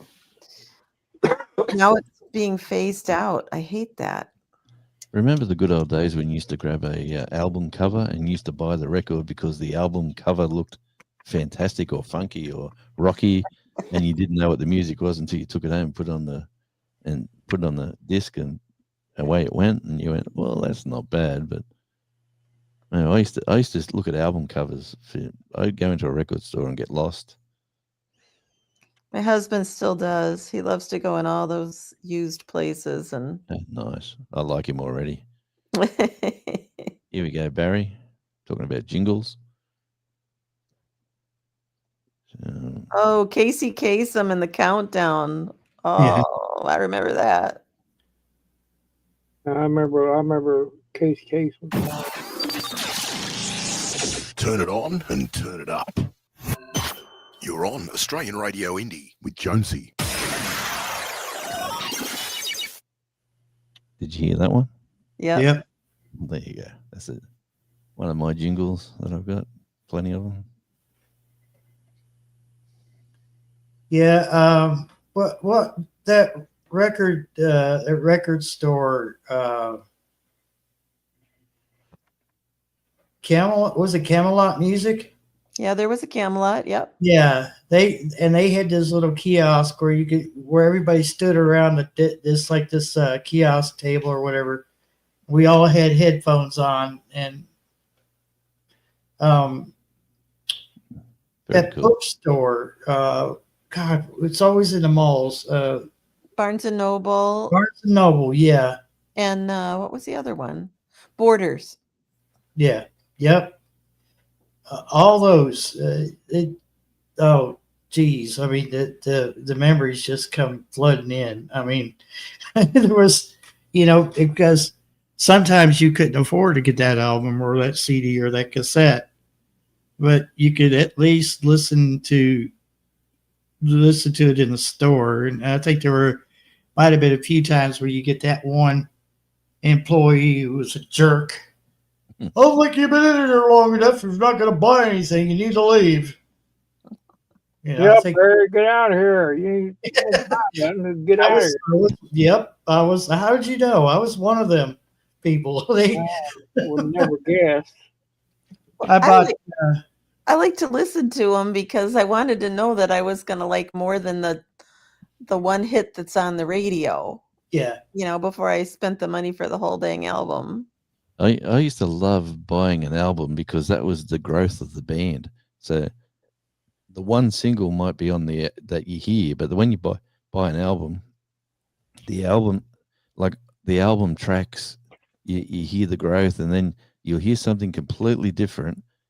And then when you talk to the band, they say, "Oh yeah, that was written by the drummer, or that was written by the bass player." We don't usually let him, but we give him a sample song. We let him put one song out on the album. And you go, man, that was the best song. I love that song. Oh no, we think track 3 is the song. And I go, man, that song's fabulous. Like, yeah, I used to do a radio program called the Album Tracks, and it was like different big bands or songs that you probably never heard of from that band, and it used to be a popular show because people would never hear them songs, because they never bought the albums. Well, or the album or the CD, and you had all the information that went with Oh yeah, the fabulous. songs and everything, and now they just want to give it to you on Pandora. And they give it to you on an MP3, like a compressed version of the song, like the analog disc of a LP. If you put on some good headphones and listen to, say, Pink Floyd on an LP, like a vinyl, you'll hear so many high ranges and so many low ranges that you don't hear on the MP3 because it's compressed. Mm-hmm. And when they compress it, they're cutting those highs and lows out. And it's you're amazed. Like my daughter, who's 30 years old, really hasn't grown up with vinyl. And once I explained all this to her, she started buying vinyl all the time. She's got her own record player downstairs. And she's going, the only thing wrong with vinyl, Dad, is that you just can't press the button and it goes to the song I want it to play. You got to, pick the needle off and move it across and then press the button to slowly drop it down. I love that part of it. Yeah, that's what I reckon. Like the first album that I bought was Alan Parsons' project, iRobot. And it wasn't just because of the album art. It was the album art was just amazing. But the whole album from from the beginning to the end was you can't get that today. It's a it just story. Yeah. The album um, is a story of the band's progression and future and or demise, like it's all there. It's like a movie. It's a living being, the whole album, like this one here from Mental as Anything. That's the very last record that they ever going to release, because there's only the band members that are still alive.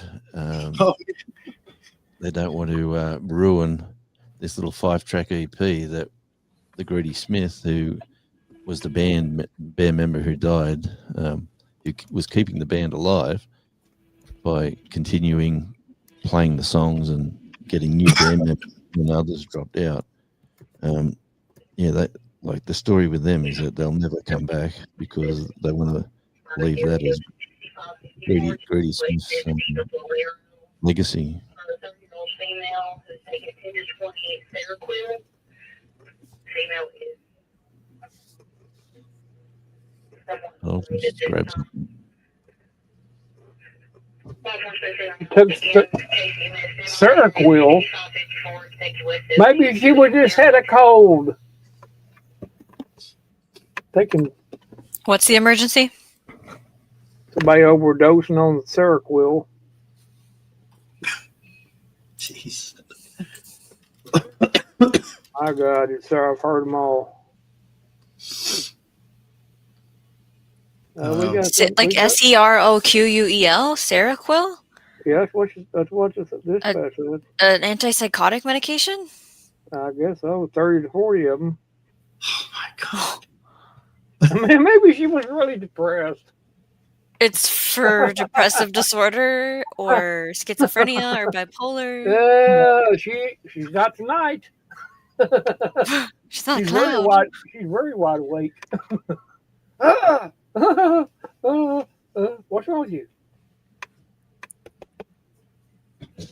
Oh, boy. God, you get all tell you. that. I'm going to say goodnight, friends, because my battery is running out on my lappy.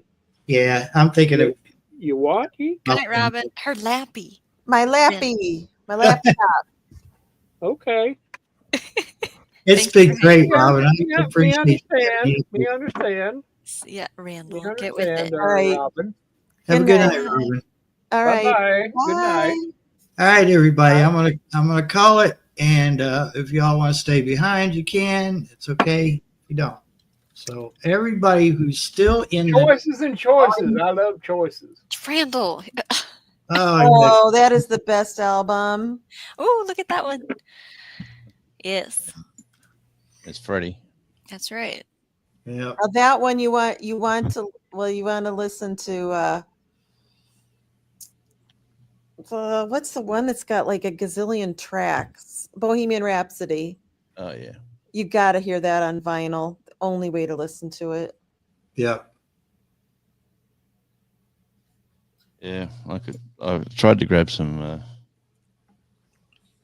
but like this, for instance, on your album covers, like it's weird art on this one. This is a band called The Radiators from Australia. But yeah, like the albums, you slide and then you got more information on the band, and you've got like all the lyrics of all the songs on the back, and you just don't get that these days. Good night, everybody. Good. Hit the